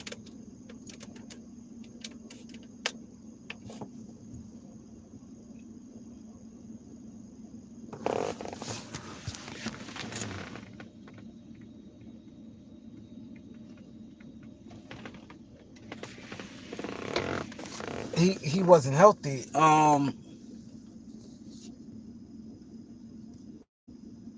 Uh he wasn't healthy, but Andrew Bogut was a much better rim protector and a much better passer than Mozgov. An excellent passer and a much better rim protector, and he was a smarter player than Mozgov. Mozgov was younger and things like that, but he and another thing, my Andrew Bogut was coming down on his contract. You give Mozgov a fresh contract, that didn't even make sense. That didn't even make sense. You give him a fresh contract. You see what I'm saying? So this the mistake he made. You not the Warriors. See, this is the problem most people have. You not the Warriors, number one. You're not. You're not. So you got D'Angelo Russell. You're like, oh, he gonna be my Steph Curry. Oh, he gonna be my Steph Curry. Oh, but Mozgov gonna be my no, don't. Julius Randle gonna be my Draymond Green. Like, and I remember because even when they joke when Clarkson and Russell, they said they just remember they said that, oh, the next they had good games and they like, oh, we not the Splash Brothers. I forgot the name they called themselves. Jordan Clarkson, D'Angelo Russell. They was real cool, real good friends, and they was in the backcourt together. They's like, and they both like light skinned, like Stephen Clay, and they said that, but they tried to do too much like the Warriors. They want them to be Steph Clay, Draymond, Andrew Bogut, and that's not what you had. Everybody different, and so that's the mistake they made. So they gave Luke Walton all. They gave him his choice. He picked Mozgov, right? And they looked at, oh my God, Luol Deng played good, but they ain't look at Luol Deng been sucking his whole ever since he left Chicago. He sucked in Cleveland, and he sucked in Miami. But he had a good playoffs. He had like a good series that year, and they weren't even good. If you go look back at him, he averaged like 15 points, but it was good compared to what he'd been doing. And so they thought that was good enough. And you give him 4 years, $72 million, and his $5 million finally come off our books now. So you folk talk about from 2016 all the way to 2022 that his money, his $5 million, finally gonna get off our books. So now it's gonna be good off the books. And so what Jeannie went wrong at, and I told you guys this one guy said, you know what, Kareem is the shit, because Kareem definitely called it like it is. And and this when people start rocking with me, because they said Kareem must really do got an insider. I swear to God, when the minute Luol Deng signed July 4th, on 4th of July. 4th of July, Luol Deng signed. Mozgov signed. Mozgov was the very first free agent signed that year. Mozgov signed in 12:01 on the dot. I swear. Y'all know how I am. The same way we do free agency every year. Free agency, I'm like this. So when free agent 12:01 came, breaking news. The Lakers signed 4 years, $64 million for Timothy Mozgov. I'm like, what? I was so sick. First thing I said, no, matter of fact, they ain't say, yeah, they said 4 years, $64 million. I said, I hope it's a opt out, a team option for the second year. And I forgot what reporter said. Yo, we getting reports now. We want to see if it have any options, because I'm thinking it might not be fully guaranteed. I'm like, it can't be fully guaranteed. And then this not the same year, and we'll make Luol Deng will make Timothy Mozgov situation so bad because it wasn't the year he played good. This was the second year. The first year in Cleveland when they played Golden State in the finals, the first year he played good. The second year he didn't. The second year he ain't played good at all. So I'm like, he averaged 2 points. He did nothing that second year. So they went strictly off the first year in the first finals when he played in the first finals. It wasn't even that. I respected a little more if he was coming off that finals. He came off the next year they went to the finals. He didn't get no playing time or nothing. He averaged 2 points a game. So when he did that, I said, you know what? This guy is nuts. So I'm looking for all type of options. I said, this can't be fully guaranteed, and it gotta have some. And I said it might be a team option for the second year. I said, gotta be team option second year. I said, no way that gonna happen. It gotta be team option second year, and I said, gotta be team option second year, and it can't be fully guaranteed. So like an hour later, an hour later, they said Luau Deng contract is fully guaranteed. I mean, Timothy Moscow, 4 years, $64 million, fully guaranteed. I almost had a heart attack. I said the league. I was mad. We had 70 million in cap space. I was sick. I said this is the turnaround. We back in the game. Then that was July 1st. That was actually technically at the 12, but it was like really like June 30th, but 12:01 on the dot. 4th of July comes. I'm about to celebrate the 4th of July. I'm getting up. I'm like, yo, man, I'm about to go party, going to, I was going on a picnic, everything was going good. And I remember Bazemore, the Lakers offered Clint Bazemore 4 years, $72 million. Bazemore said, no, they offered him 4 years, $70 million. 4 years, $72 million. He said no. And Ken Bazemore got 4 years, $74 million. The Lakers went up to 4 years, $72 million. He said no, and he took the 4 years, $74 million. I said, what? He said no, right after Bazemore turned that deal down. I said, Bazemore ain't worth no 4 years, $74 million. And I'm like, he turned down 4 years, 72, and he had like a subpar season, but it was his best season of his career. That's why I said NBA, the problem they have, they go by a guy, do a little something that he get praised for it. Bazemore did that. He got 4 years, $74 million. I said, whew, Lakers dodged the bullet. I turns around, like literally, I go use there's no bullshit. I go use the bathroom and stuff, and I went to go iron my pants, my shorts.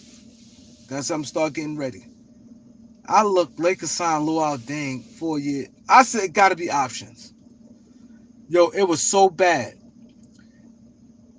Owners, other general managers, everybody told Jeannie, what is your brother and Mitch is doing? He signed 2 horrible contracts. No team, forget player options. No team option. You're giving Luau Deng been declining every year since. And then Luau Deng always been an issue that he was supposed to have been older than what he was. Luau Deng came out of Duke. They said Luau Deng is 19 years old. Everybody and their mother knew that was a lie.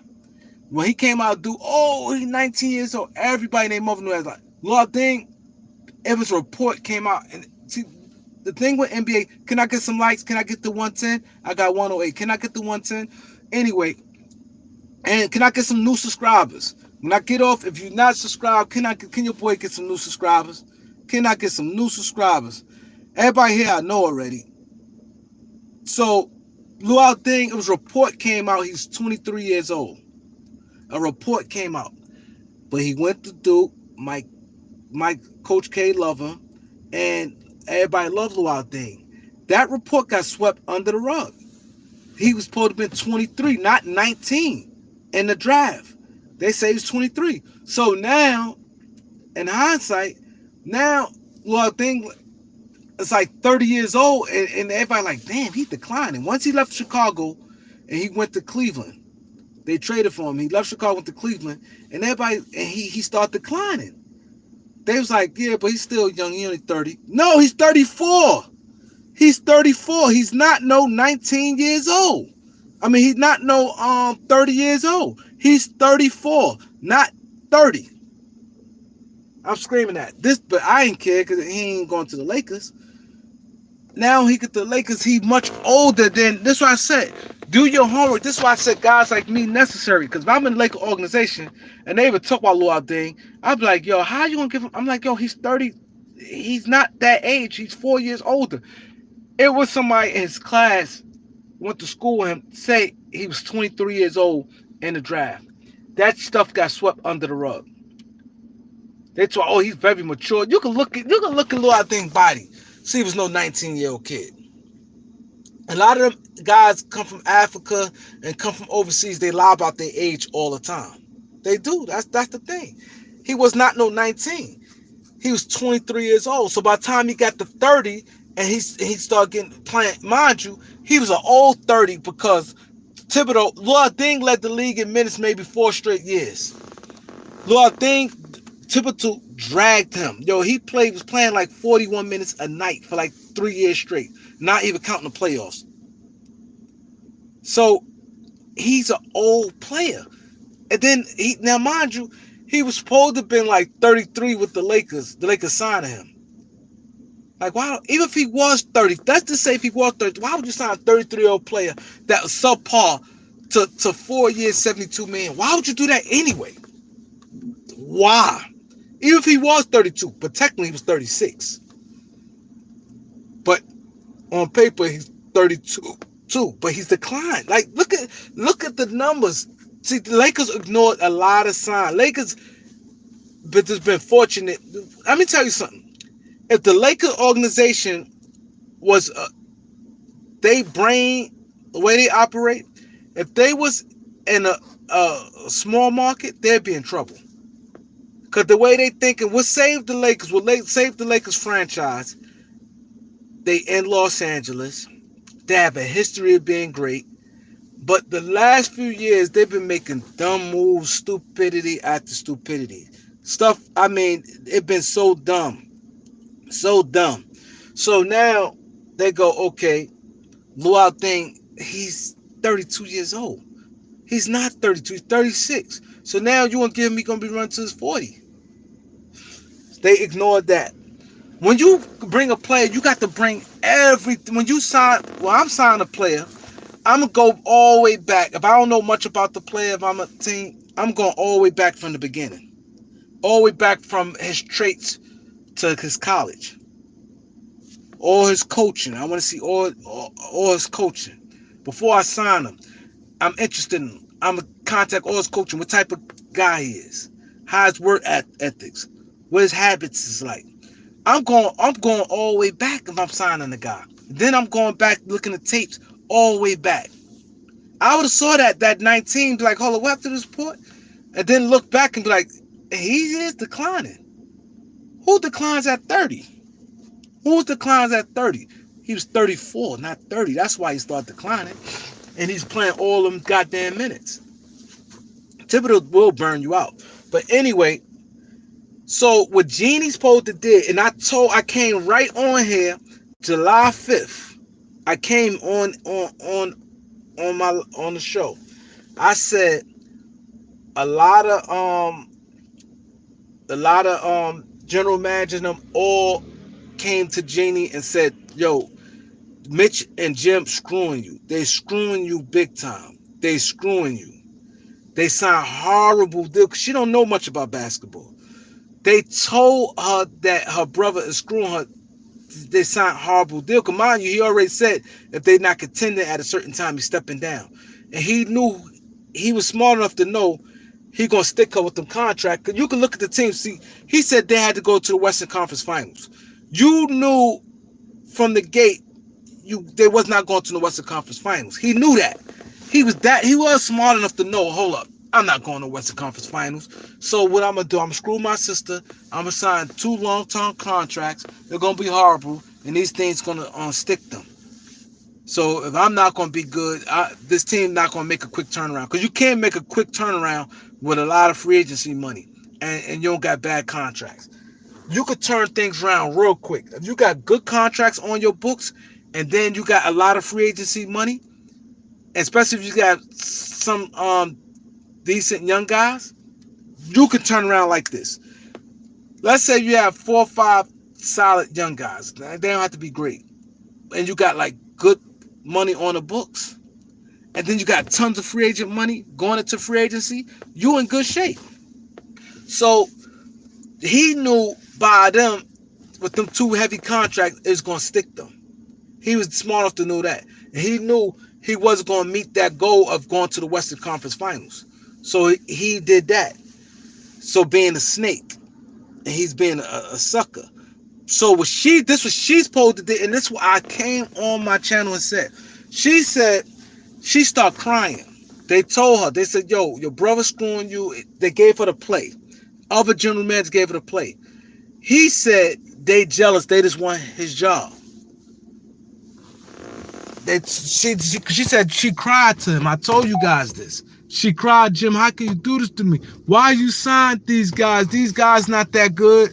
Luau Ding and Moskov not that good. Why you give them these contracts? Why? Why? She crying. She cried. I came on here and I told you guys. She cried to him, and they said that she screwed them, right? They said, listen here, your brother screwed you. But what she's supposed to do, she could have pulled rank and snatched them deals off the table for Moskov and Dean. So what she could have did, but she wanted to operate in good faith.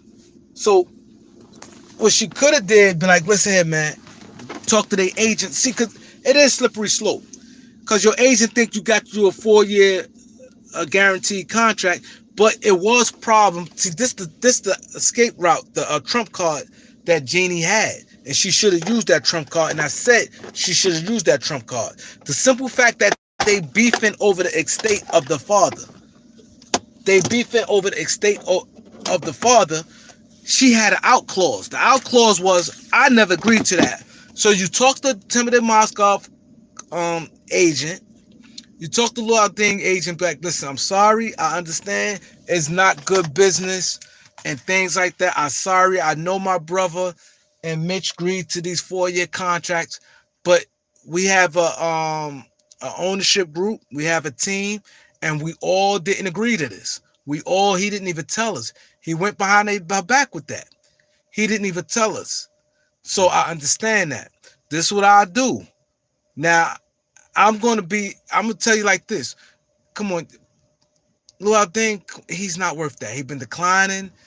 His numbers don't say this. I'm going young. We got a young team. We're rebuilding. I can't rebuild with this money on my books like that. So this is what I would do. Right?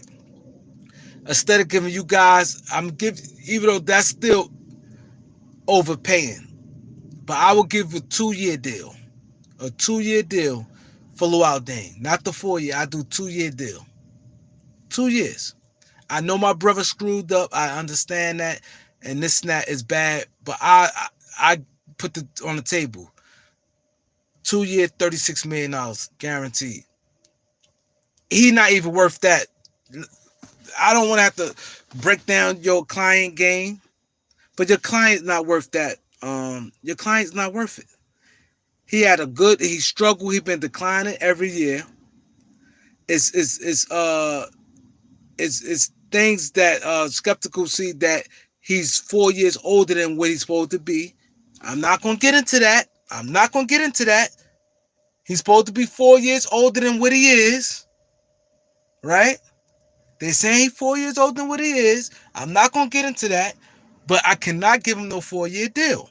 And he's been declining every year. He only had a good playoff series. That's it. And wasn't great. He averaged 15 points a game. Wasn't great. He had maybe 2 20-point games. It wasn't great. So what I do for your client, I give him 2-year, $36 million guaranteed. Instead of the 4-year, $72 million.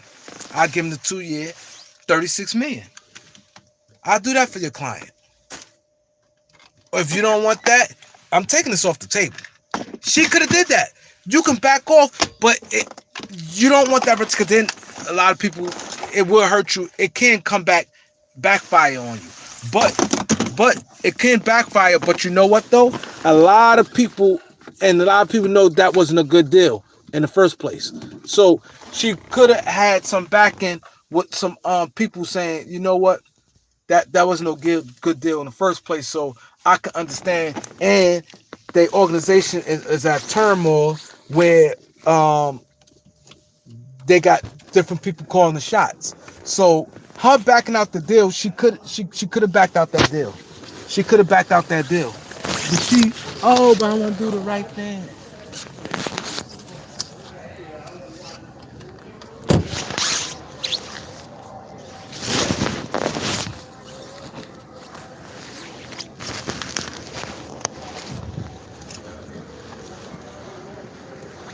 You know, but she wanted to do the right thing.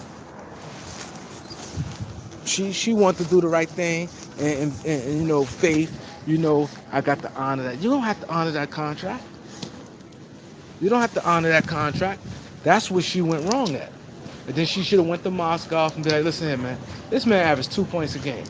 Come on, stop with the jokes, man. Quit with the jokes. This man averaged 2 points a game. And I supposed to give him $64 million.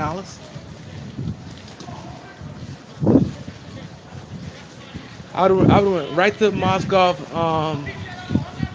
I would have went to right to Moscow agent and be like, yo, y'all gotta stop with the jokes, man. This man averaged 6 points a game. I mean, 2 points a game. Moscow averaged 2 points a game. I was supposed to give him $64 million. We not doing that. This thing closed. Man, I want some Spanish food. Of course. This should be suspect. I don't know if I want this the Jamaican food. We just take it out. Mac and cheese only, 436. Huh?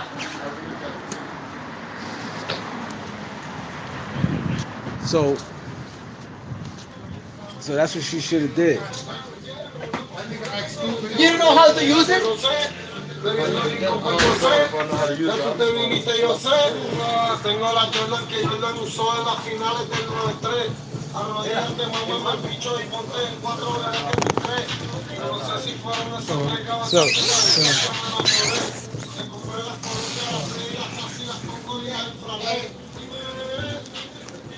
Yeah, so that's what she.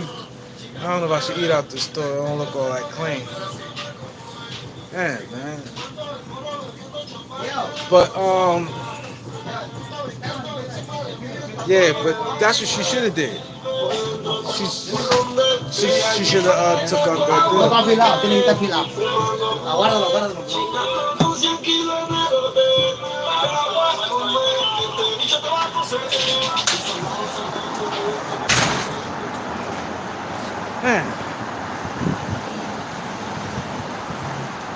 Man, man, ain't nothing to eat, man. I'm hungry.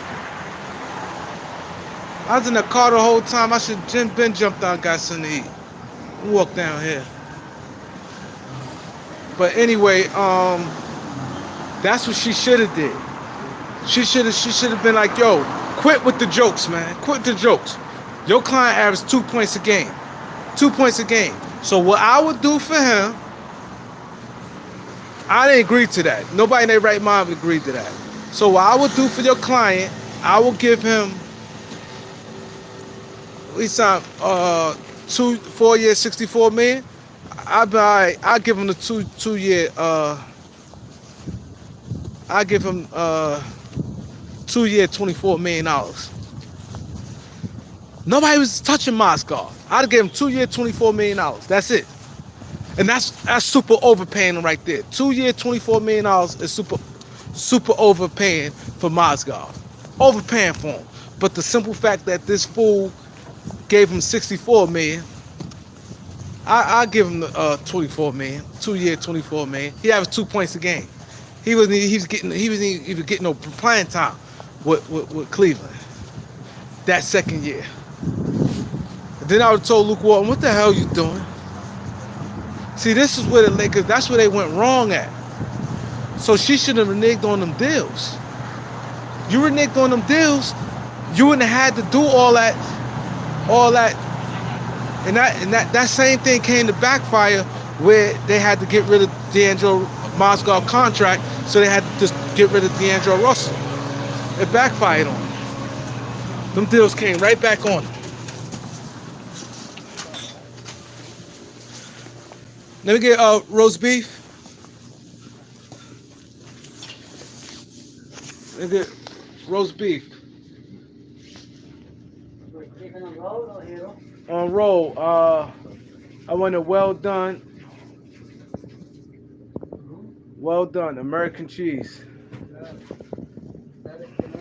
Nah, this mayonnaise, salt and pepper, mayonnaise on both sides. But I want it well done though. Heat the meat up. I don't want the bread. No toasted bread. This the meat.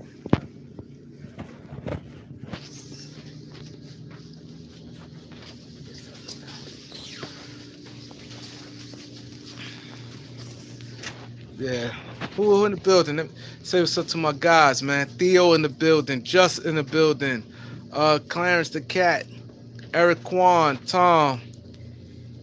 Who else in the building? Yeah, I don't know toasted bread, man. I don't want that. When the bread gets made, the meat is hot. Yeah, the meat hot. Yeah. Now I'm talking to my guys here. You know, yeah, but that's the mistake they made. That's the mistake they made. The Lakers could have been a way much better situation. That D'Angelo Russell thing kind of set them back. Then the Julius Randle thing, like I said, the whole thing you deal with them and they Russian. They don't know the NBA like they supposed to. Because even that year, I would have gave time back Julius Randle that year. You could always get rid of him. So they looked at, they way of thinking, oh man, you dealing with young players. It's not like you're going to get stuck with Moscow. Philly cheesesteak, that sounds good.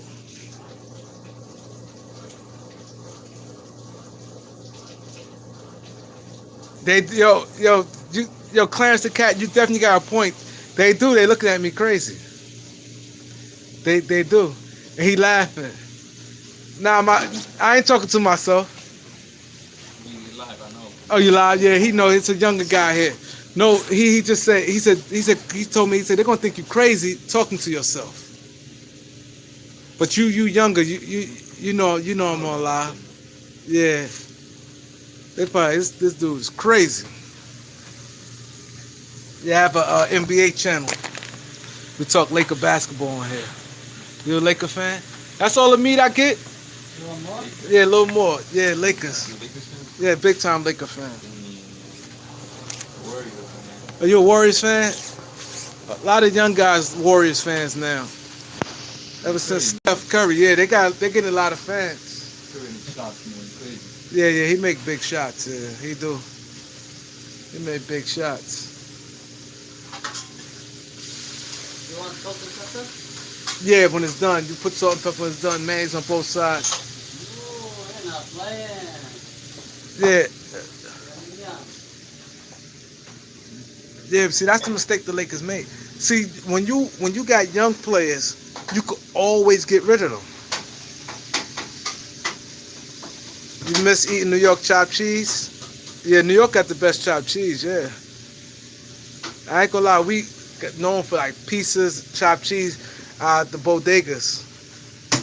Yeah, we definitely known for that. Where are you from? I come and make chopped cheese Now I'm from New York, but a lot of these guys here they from all over. and you want American cheese? Yeah, American cheese. I got mayonnaise on both sides. American cheese, yeah. A lot of these guys here from a lot of people from Los Angeles. You got people from Detroit. Wow. You got people from China. We got people in China in here too. Yeah, China. We got people from all over. South Carolina, my boy Dow Pitts said South Carolina in the building. There are people from Indiana, Chicago, people from Denver. Enjoy, boss man. Oh, there we go.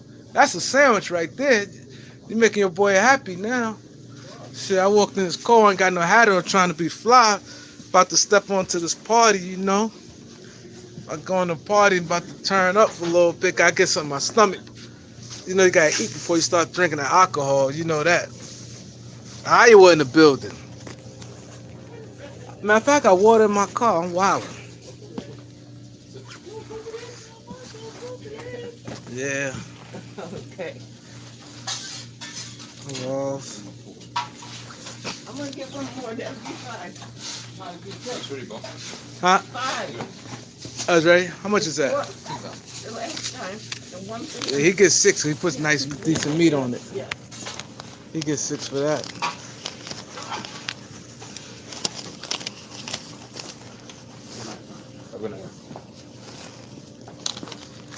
All right, bro. Take care. Let me get this. When I get in the club, you know, I be right when I'm in the club. You know, I'm about to go club, turn up. You know how I do. That's right. Get lit. Say what up to Laker Nation, man. What's up, man? Say what's up to Laker Nation, man. We know how we do. I got him his little 15 minutes of fame. He's on Laker Nation. Little A-Rap boy, young boy. He know I was on lives. See, that's the thing. The younger generation know about all this. The other guy who made my sandwich, he's an older guy. He's probably like 50-something years old. He don't know nothing. He thought I was crazy. He looking at me smiling. He like, this guy talking to himself. He nuts. That's what he thought. He like, man, this guy nuts. He talking to himself. But the young dude knew I was live. He's young. Even though he an A-Rap, they know what's going on. I'm put it like this, cause cars going by, and people do know I am pretty known, right? So I don't want nobody to see I'm slipping. So cars riding by, I don't want to be sticking with the phone like this, you know. So I'm gonna hold the phone like this for now, guys. You gotta stay on point. You gotta stay on point. If then people ride by, but that's that nigga Doc who's standing right there. He's slipping. He on the phone. He on some live shit. I don't want nobody to see I'm live and doing all this. That's how you get caught out there.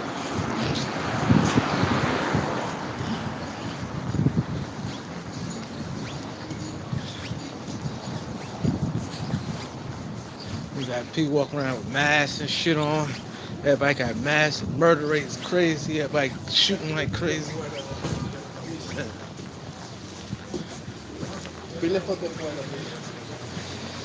Yeah.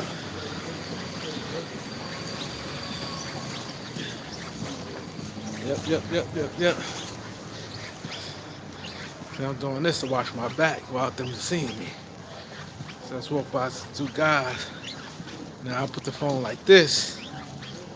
So now see from behind. See? It's a little method to my madness. I should have probably been moved up in that spot. Back in here. Woo! Man, woo! Nice and warm in here.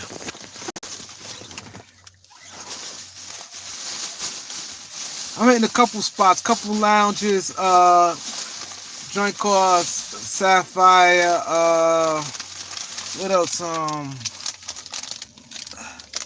Couple spots. You want to see the sandwich? I'll show you the sandwich. He put a good enough meat on there. Sometimes you gotta tell him, they be putting a little bit of meat on there. He made it like a sandwich this time. I don't be liking that. This gonna be my last time eating, but I had to put something, let me start this car. So I turn the light on.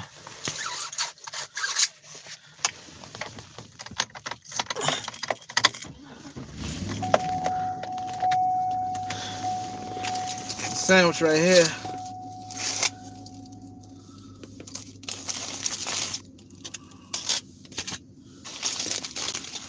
Hold on.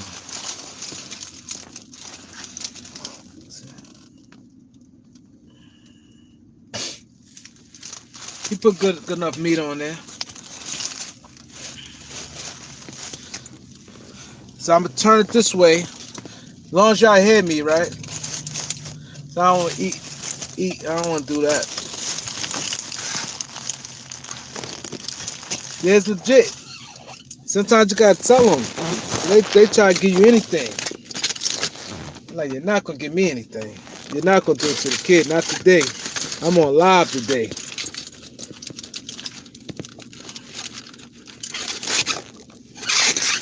Yeah. But see, that's the mistake Mitch and them did, man. I mean, Jeannie did.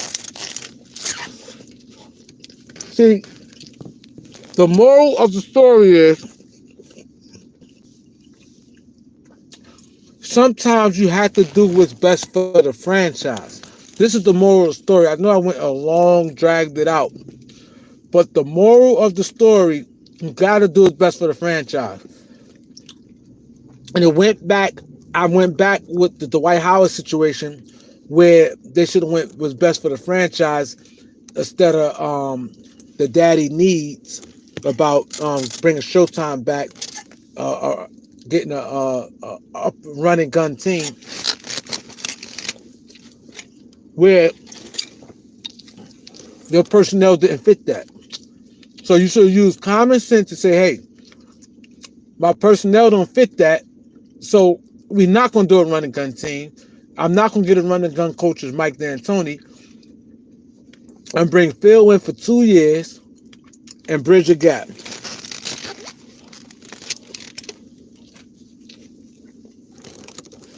And then the Miles and Ding deal. You could have got out of that. The contract ain't guaranteed till July 9th. Luau Ding signed on the 4th and Moscow signed on the 1st. You could have got out them deals. You could have flat out got out of them, period. But out of respect, I'd have gave them 2-year deals.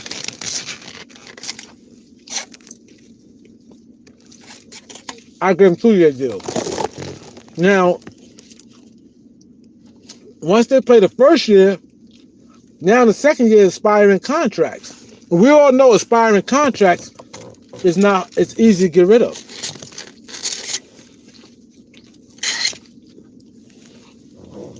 And then the other mistake they made, you bring Magic back. Magic think like a fan.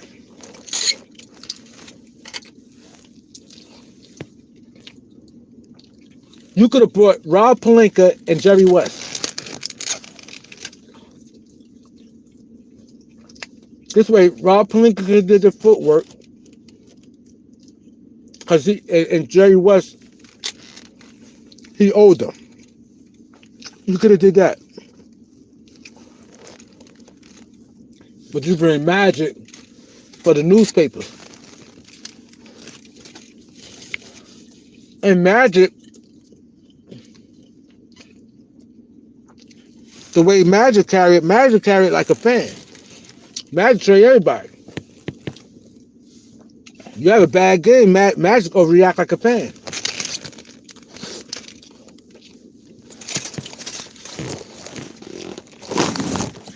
And Magic feel he had to address the media and say everything.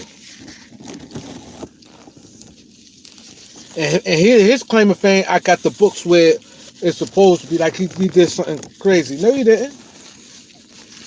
Because even if you didn't do it, them deals was running out. If Lakers had stayed pat and did everything, they had enough money for LeBron James. You didn't get the second guy to the year after. So you got Julius Randle, you lost him for nothing, and you gave away Russell, for no reason. A bad deal for Russell.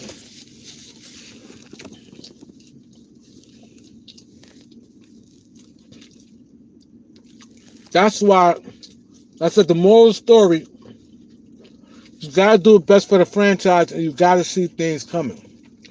The franchise and the thing about it, it's I know some people may say, yeah, it's easy for Kareem to say this now. I said this beforehand. I've been said this. I've been said this. I've been said it. Julius Randle signed New Orleans 2-year, $18 million. The Lakers could have said, I'll give you 2-year, $20 million. But the Lakers like, nah.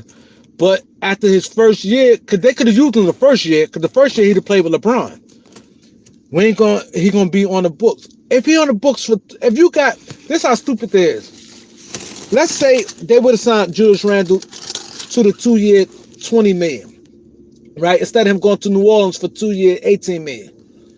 Let's say this. Let's say he played the first year with Bron. He was going to have Julius Randle he's going to put up numbers, going to have a good year. Right? And now you want to get a free agent that year, but now you got his $10 million on the books.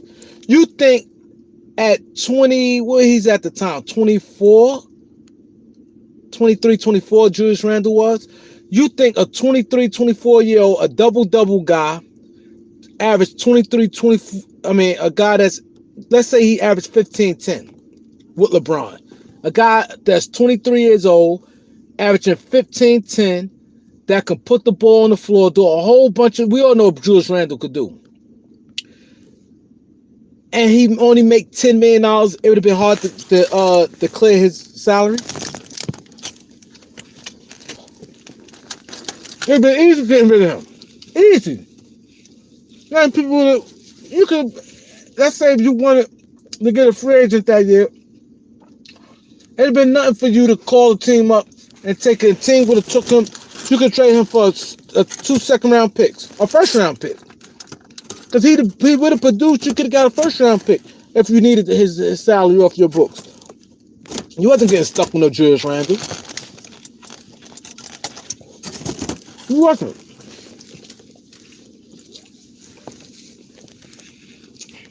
That's where they went wrong at. They now know the Magic. He just wants to come clear the house. You got LeBron that year. We wasn't getting no more free agent. You could have signed back Julius Randle. Give him a 2-year deal. Because you figure, okay, the next year he's going to be a free agent. The teams would have jumped on him. Not like an old player. Not like a player that's 30, not like somebody like for instance, let's say it would have been somebody like a DeAndre Jordan. The way DeAndre Jordan played now, let's say he'd had $10 million left on his book. Now, DeAndre Jordan or Rondo or somebody. They ain't been like, you may get stuck with that. You ain't getting stuck with no 23-year-old player. And only $10 million. Not like a $30 million. $10 million, you wouldn't have got stuck. Pretty much any 23-year-old player that's, if he's getting minutes, you're going to get rid of him. Let's even say a guy like, and he ain't even that good. Let's say a guy like Derrick Jones Jr. Right? Let's say Derrick Jones Jr. is on the last year of that deal, getting $10 million. And Derrick Jones Jr. like 26, something like that. You can still get rid of that contract.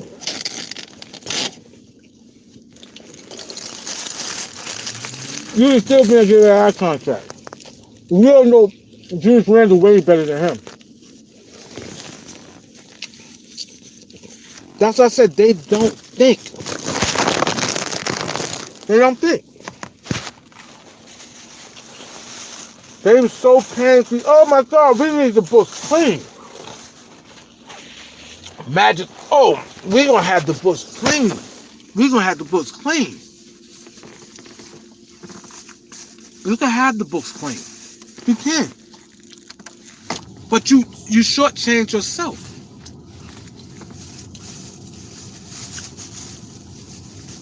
You shortchange yourself, man. You could have had Julius Randle for that 1 year playing with LeBron. You see how that worked. You could have traded him and got a first round pick for Julius Randle. You could have easily got a first round pick for him. Easy. Because it would have been like 5 or 6 teams would have wanted him. And only $10 million. And then teams, a lot of teams in free agency couldn't get the players they want. So it doesn't been like them getting a free agent. You could it ain't had to be a draft pick that year. You could get him a draft pick could have been 2 years from now. A first round pick 2 years from now. Let's say what was that, like 2018, 19?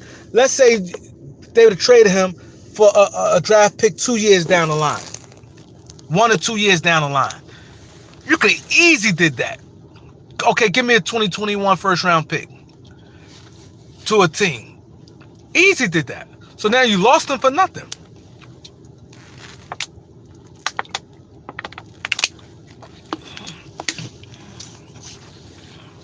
You lost him for nothing. That's stupidity. That called stupidity right there. Stupidity. That's all I call. And overthinking things. You have to know you get rid of somebody. Like right now, for instance, the Lakers. THT. It's nothing for us to get rid of THT. Nothing. Nothing. He got a fresh 4-year deal. It's nothing to get. He's 20 years old. Teams already saw his skill set. The only thing hurts you when you get them like big time injuries, like the Achilles and ACLs. But it's nothing to get rid of him. Nothing. The Lakers want to take a THT tomorrow. Let's say if this is a free agency, let's say the Lakers need to get under the cap. Let's say this whole season go by, and Lakers need to get under the cap, right? Even though we over the cap, I'm just talking. Lakers need to get under the cap. We in June, right? The Lakers, and he gonna have 3 years left after this year. The Lakers can sit there. The Lakers can sit there and get rid of him just like that. Get rid of D'Angelo Russell just like that.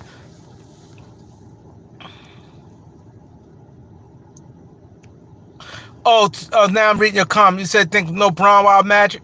Jerry West is pretty convincing, but even if you had Magic was recruiting for Lakers anyway. And I think Bron would have went there anyway. Jerry West is more respected by having an NBA mind than LeBron. Magic was always in recruiting sessions anyway. So it really wouldn't have mattered. If you think about it, when we tried to get Carmelo, and I think that was 2013 or 2014, I think it was. When we tried to get Carmelo, Magic was recruiting Melo too. The thing LeBron wanted, he didn't want to go to no incompetent franchise. The problem, I'm going to tell you the whole issue what it was with LeBron. I'm glad you brought that up, Dow. Now, I'm going to break this down before I leave. Y'all know I got to leave in a couple minutes, but before I leave, I'm going to break this down. The thing what LeBron didn't want, right? The Lakers was considered dysfunctional with the Genie bus and Jim bus, all that. It was considered dysfunctional. He did not want to go into a dysfunctional situation, right? So he wouldn't have signed with the Lakers with no Jim Buss and Mitch Kupchak. But Jerry West is a respected mind, right? LeBron respected Kobe Bryant. Kobe Bryant would have told LeBron, listen, Rob Pelinka is the truth. He's a hard worker. He the GM.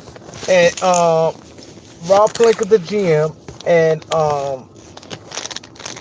And Jerry West is the president. Everybody give Jerry West his props anyway. Jerry West is highly respected. And they consider him one of the best GMs of all time.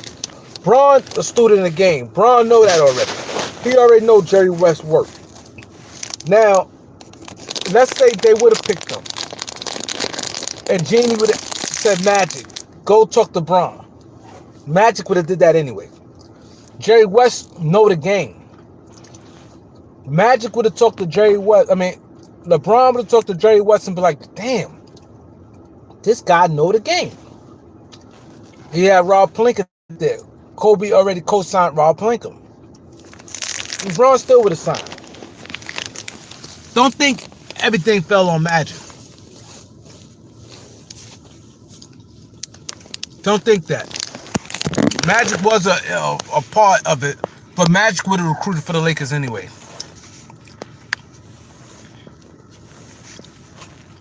No, I said not Mitch and Jim. Not Mitch and Jim. But Jerry West, yes. Jerry West look at,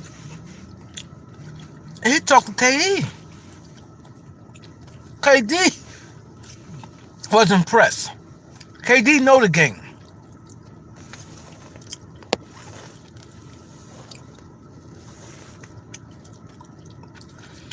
And that's another thing. Bron wanted to be in LA anyway. So all it took a little convincing. Magic could have talked to Bron anyway. Right? Then you'd have had Jerry West talk to Bron. Kobe talk to Bron. And that would have been anyway. Anyway. Magic operates like a fan. You can't. When you have a franchise, you cannot overreact. I remember the Lakers, Luke Walton, Magic, it had to be like maybe the third or fourth game. The Lakers, I think, was like 2-2. I can't remember. The Lakers like 2-2, I believe. Magic had a meeting with Luke Walton. I'm not happy with this. Literally like 4 games into the season. Y'all remember that? Do y'all remember that? Magic.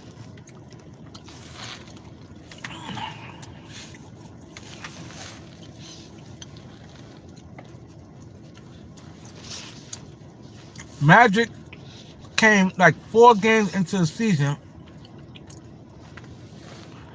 and had a meeting with Luke, and then he went public talking about it. Yeah. He went right on. Oh man, that's big. He want my Cash App. That's big. I appreciate that, CB. My Cash App. See, I don't think I can write on here. I don't know if you can write on the live. It's it's Kareem. Louallen.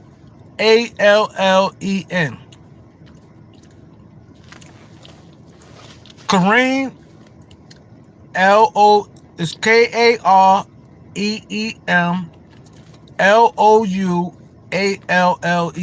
It's $ Kareem Llewellyn.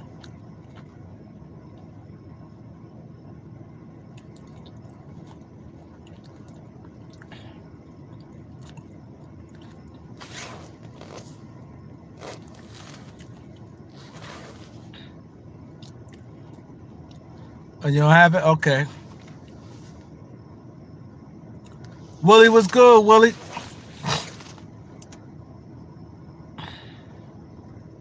Yeah, Bron. Wolves won again. Bron wanted to be in LA anyway. And the thing I'm saying is, Magic carry it like a fan. See, it's cool for a fan to talk like we as fans, we could talk all day. Oh, get rid of AD. Oh, get rid of this player. We can do that, and we could think like that. But a real business, we could deal with our emotions like that. But a business and things like that, you can't do that. And Magic did that. He literally went and talked to Luke Walton, and went on the interview and talked about it. Yeah, I had to tell him, man. I had to tell him. I was not happy with this, that, and the third. But Luka's going to be a good coach. I think he'll be a good coach. I'm happy about Luke. And I think he'll be a good coach, but I had to tell him. Like, why you had to share that with people? We don't know right now. Rob Pelinka could have talked to Frank Vogel.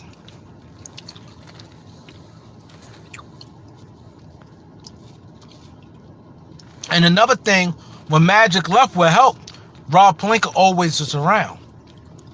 And so, they said Magic was never there. So, LeBron saw that and like, yo, Rob works. One thing I say about Rob works. So when Magic left, Bron didn't like it. But at the end of the day, he looked at, yo, this guy here know the game. Rob know the game. He know contract because he's an agent. He know this shit inside out. And we gonna be fine. And he stuck behind Rob Pelinka. And him and Rob Pelinka is cool now. Because he see Rob Pelinka know the game. And he know Rob Pelinka's aggressive. By him being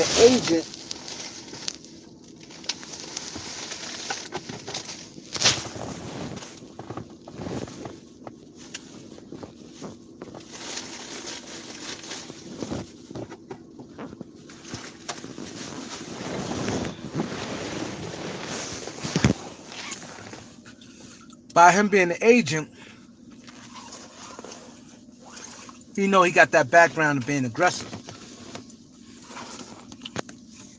And that's what helped.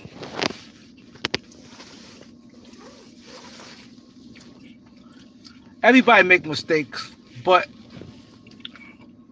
those was huge mistakes that shouldn't happen with the Lakers. Shouldn't happen. Those was situations that shouldn't happen. All those situations I brought up shouldn't have never happened. It never came to that. You have to know when you could do, when you cannot do. I bought a timeshare, right? And I went away somewhere else. You know they always try to pitch you on different timeshares. So I bought one. And I went to the other place. They offered me something way better than the other one. I went away back to back, like 2 weeks apart. I traveled like 2 weeks later. I went away again. So when they did, I'm like, I just bought a timeshare. The guy said, when you bought it? I think it was like, I never made no payments. I didn't get a chance to make because it was less than a month. He found the wiggle room and got me up out of that timeshare. Now I signed the contract.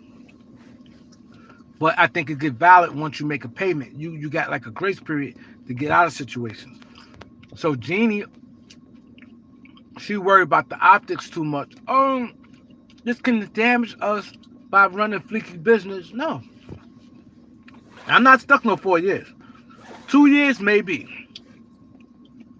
2 years, especially you had a young team and you could afford 2 years back then. Now you can't. With LeBron, you can't say, 2 years, because LeBron the older player. So you can't think 2 years, I got 2 years to play around. No, you don't. You gotta get it done. But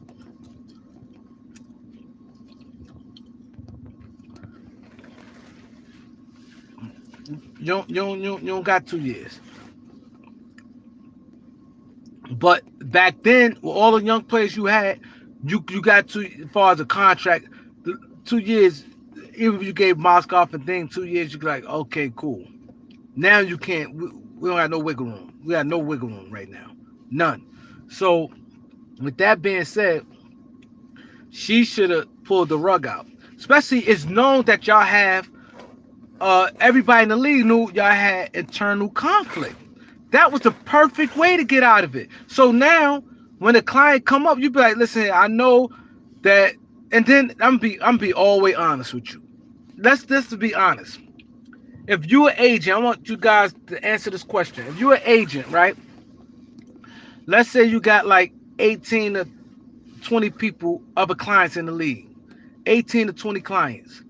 You got a guy, I'm going to take Moskoff. You signed Moskoff averaging 2 points a game. Wasn't even getting no playing time. You got a perfect example. I'm going to give y'all some like current, because some of you guys probably don't remember Moskoff. Let's say, excuse me. let's say a guy like I don't even get no playing time. That's not even. Let's say a guy like a Bazemore.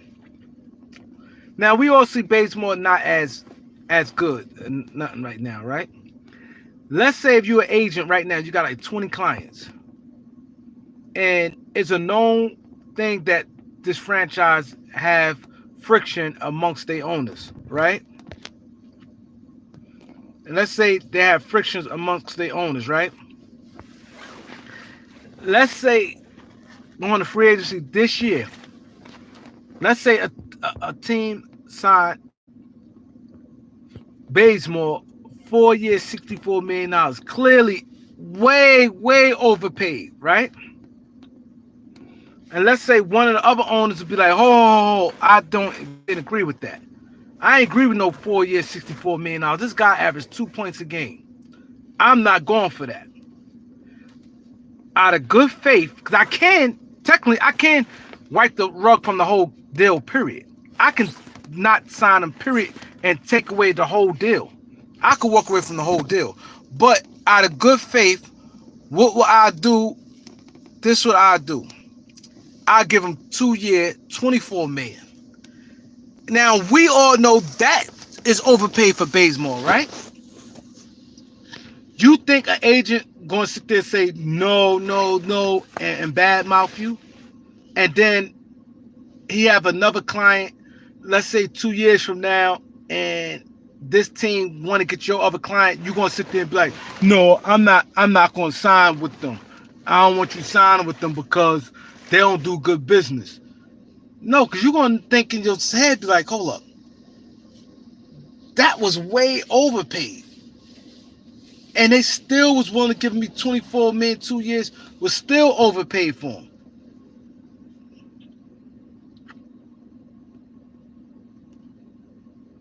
Yeah. You know what I'm saying? So as an agent, this is what Genie should have did. The agent wouldn't have been that mad. Because you pulled the rug off of an old Luau Ding and pulled the rug off of Moscow after averaging 2 points a game. And they both wasn't productive and they got super duper overpaid. An agent wouldn't have held that against you when it came to his other clients, and other teams wouldn't have looked at you wrong. You could, especially if it's known that you got conflict. Now, if you ain't have no conflict, then that conflict was the conflict was your trump card. Everything was good. The conflict was the trump card. The conflict was the reason you could get out that deal. Now if it's one voice or something like, now it's like, no, you agreed to that. But you got somebody step in and be like, listen, I ain't agree to that.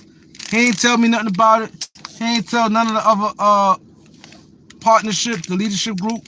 He ain't said nothing to nobody. And everybody against this. You wouldn't look bad. She worried about looking bad.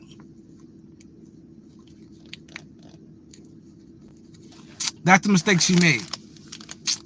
She worried about looking bad, which that shouldn't have been her worry. She could have fixed that. That was a fixable situation. That was a situation she could have talked herself right back into that, and then still let in good faith. I'm giving them guys 2 years. I'm giving them guys 2 years. That's it. Because y'all know it's overpaid. That's like right now, Bazemore this year getting 2 year, 4 years, $64 million. And then somebody say, no, we ain't doing that. We could do 2 year, 24. That's still tremendous. He's a minimum player. Bazemore player right now, whatever the minimum is, $2 million, that's it. You get the ground for a minimum. You're not even a real high functional rotation player right now. And that's the mistake they made. But your boy, I had a great time with you guys, man. I've been 2 hours, much longer than I thought. Actually, over 2 hours. This is the second video. The first video, we went maybe like 30 minutes. I did like 2 hours and 30 minutes with you guys. You guys was great. Y'all hit that like button. When I get off, I hope I have some new subscribers. If you guys new to the channel, hit that subscribe button. You don't want to miss it. Mind you, I'll keep remind you guys about December 15th. This thing gonna be lit. I'll bring you all the breaking news, the inside, what's going on. So if you haven't subscribed, hit the subscribe button. Put the notification bell. We go live. We have tremendous lives. Yeah, hit that like button. 100 likes. That's my new name now. I got 120 likes, so I can call myself 100 likes. They told me, they said, man, how you gonna call yourself Mr. 100 likes and you be getting like 40 likes? They be trying to clown me. They try to clown your boy. They said you don't even get 100 likes every day, every live. But I'm gonna get there. One day I'm gonna get there where I'm gonna minimum get 100 likes. But I got 121 right now, and I'm about to log off. And I appreciate that. About to get some drinks. I'm gonna pour one there for you guys. The Kareem team. The Kareem team. I'm gonna pour in the air and get a shot. I'm gonna do a shot for you guys. Pour in the air. The Kareem team. Tomorrow we got big game against Detroit. It's gonna be lit. Every game I know I always say, my son said, every game you said you're gonna win. I know. Yeah, gotta stay safe, definite. Cause it's wolves out here. It's a lot of killings, man. It's a lot of killings. A lot of killings. Harlem right now is crazy. Yeah, I'm going live tomorrow, definite. I will be live tomorrow. Definite.